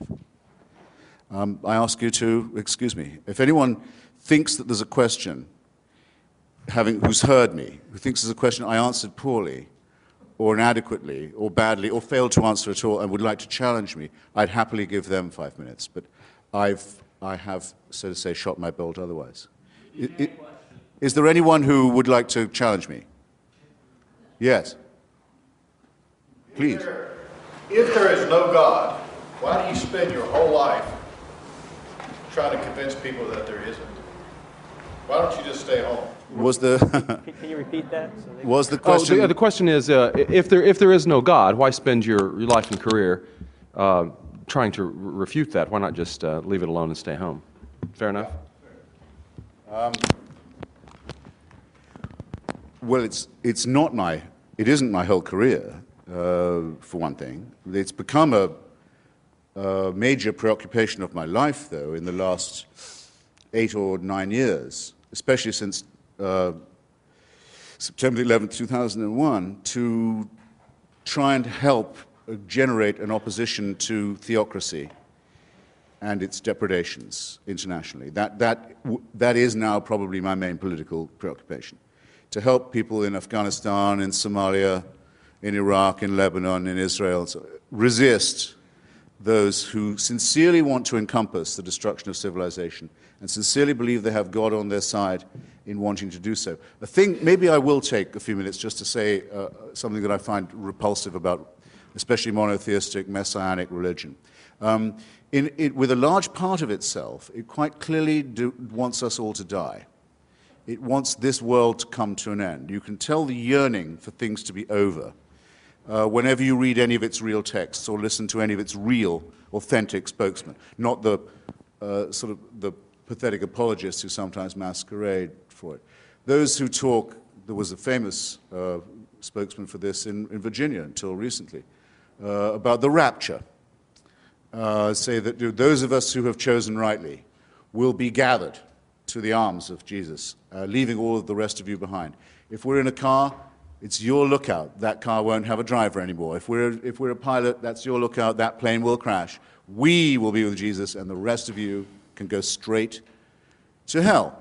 The eschatological element that is inseparable from Christianity. If you don't believe that there is to be an apocalypse, there is going to be an end, a separation of the sheep and the goats, a condemnation, a final one, then you're not really a believer. And the contempt for the things of this world shows through all of them. It's well put in an old rhyme from an English exclusive brethren sect. It says that we are the pure and chosen few, and all the rest are damned. There's room enough in hell for you.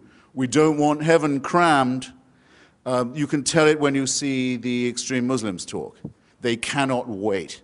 They cannot wait for death and destruction to overtake and overwhelm the world. They can't wait for what I would call, without ambiguity, a final solution.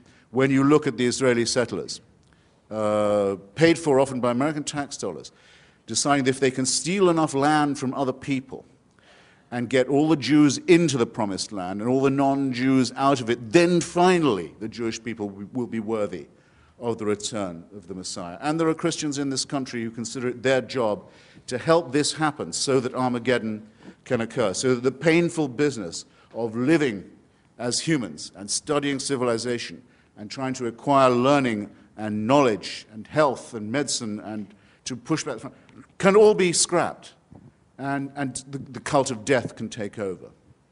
That, to me, is a hideous thing in eschatological terms, in end times terms, on its own, a hateful idea, a hateful practice, and a hateful theory, but very much to be opposed in our daily lives, where there are people who sincerely mean it, who want to ruin the good relations that could exist between different peoples, nations, races, countries, tribes, ethnicities, who openly say they love death more than we love life, and who are betting that with God on their side, they're right about that. So when I say, as the subtitle of my book, that I think religion poisons everything, I'm not just doing what publishers like and coming up with a provocative subtitle. I mean to say it infects us in our most basic integrity. It says we can't be moral without Big Brother, without a totalitarian permission. It means we can't be good to one another. It means we can't think without this. We must be afraid. We must also be forced to love someone who we fear. The essence of sadomasochism. The essence of abjection. The essence of the master-slave relationship. And that knows that death is coming and can't wait to bring it on. I say this is evil. And though I do some nights stay home, I enjoy more the nights when I go out and fight against this ultimate wickedness and ultimate stupidity. Thank you.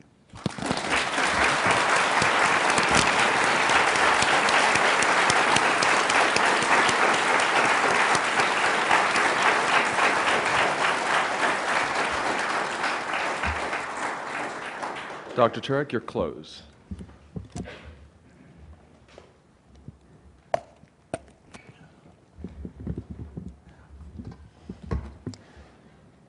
First of all, I want to thank everyone. I know it's been a long night, and I enjoy listening to Christopher, even if I don't agree with him. And I want to thank Christopher for being here and putting so much effort into this debate. Let me just clean up a few things that I wasn't able to respond to before. And that is this issue of design, where Christopher seems to say because things are going to oblivion, it wasn't designed. Well, first of all, design in a world constrained by physical constraints can only be optimal if you know the purpose of the designer. Stephen Jay Gould had a book years ago called Panda's Thumb, where he complained that the panda's thumb was not as good as our thumb. It only seemed to enable the panda to strip bamboo. Well, maybe that's all the panda was supposed to do, is strip bamboo. You can't say it's suboptimal design unless you know what the purpose of the designer was. My car is not designed perfectly, but it's still designed. So just because you find faults in design doesn't mean there is no design, and you wouldn't be able to find a fault unless you knew what the purpose of the designer was. Let me now summarize Christopher's book, and as I read Christopher's book, it seems to me he's making two statements. The first statement is, there is no God, and I hate him.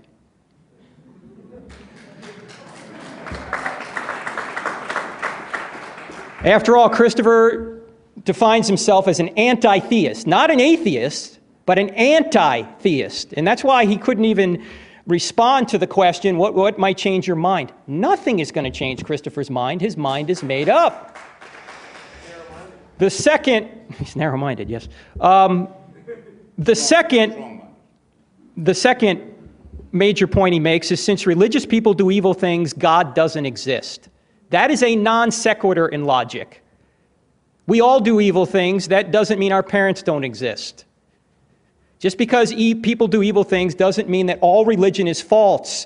And Christopher bunches all religions together and makes no distinctions that need to be made. I am with you, Christopher, on your opposition of radical Islam. I am with you. I am with you politically on more things than you will know, because I think many religions are false, and there are many false beliefs. In fact, many religious people, here's the points Christopher makes, and he's right about many of these things. Many religious people have behaved terribly. Many religious beliefs are false and can't be justified. You don't need to believe in God to know right from wrong. You don't need the Bible or any other religious book to know basic right and wrong. Morality predates Scripture. I agree with all that, and that, in fact, is the Christian view as well. And unless someone outside of the universe intervenes or the laws of nature change, this incredibly fine-tuned universe will go to oblivion. I agree with all that. But none of these things are arguments against the existence of God. God could still exist even if all of Christopher's assertions and complaints are true.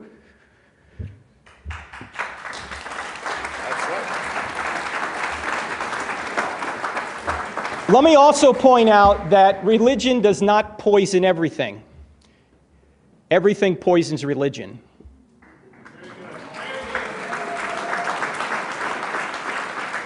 I poison religion, regrettably, I poison religion because I don't live up to the pure words of Christ. And that's why Christ had to come, because none of us live up to it. But we know what the standards are because there's a standard beyond ourselves. Christopher has identified how religious people poison religion, how they act immorally. You know, that's what Jesus and the prophets did and why Jesus came. Christopher is so charming and he is so persuasive, he is like an Old Testament prophet. He is. And he is calling the church to morality. He can't define what that is, but he's calling them to it. He's not calling them to the Christian morality necessarily. He's calling them to his own morality. But what he points out are some of the very things Jesus pointed out. Many people in the church are following tradition rather than the words of Christ. Many people in the church are doing evil things. Jesus condemned the people who were the most religious because they were the furthest away from God, and Christopher's to be commended for that, because many of them are.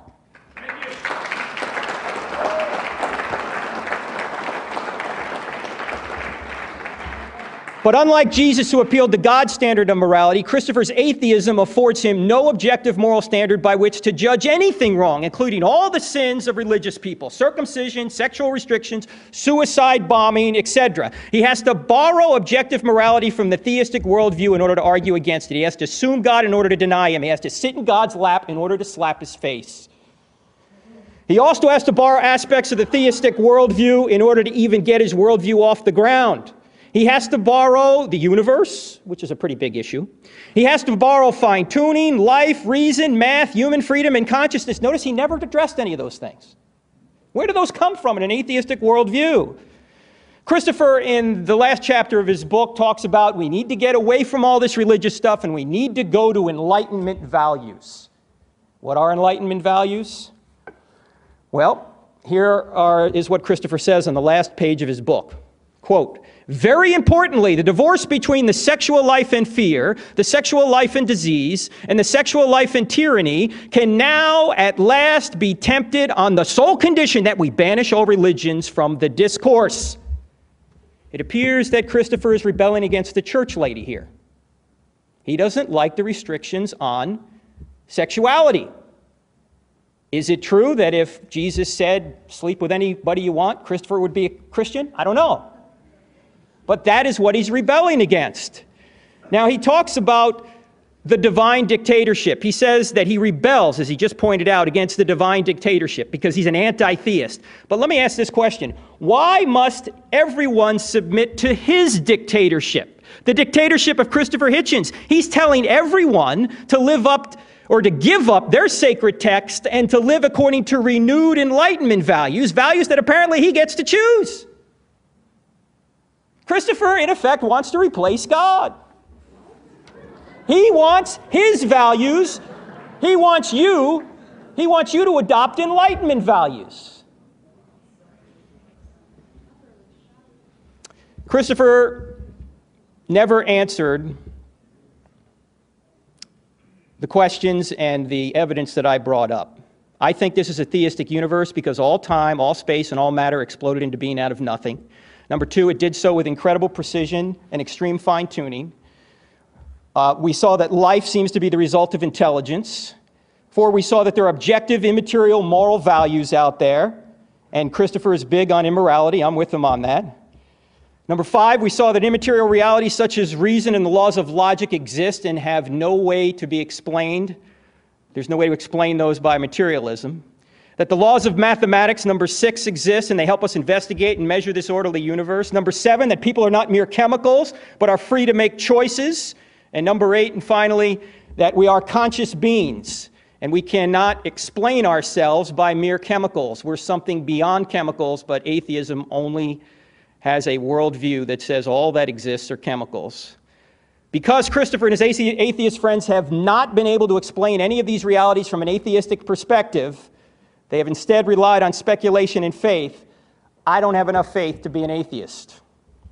Now, there's one more other point. Christopher may think that there is no God and he hates him, but God thinks there is a Christopher Hitchens, and God loves him. Thank you.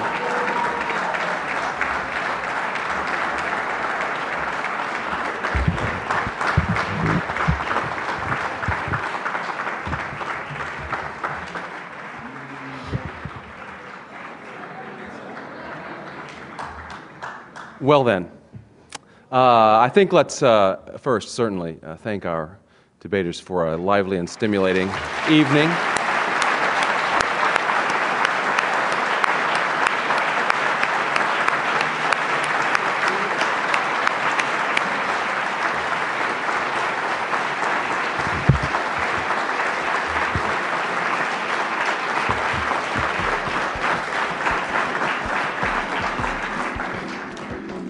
Good evening. Thank you again for coming.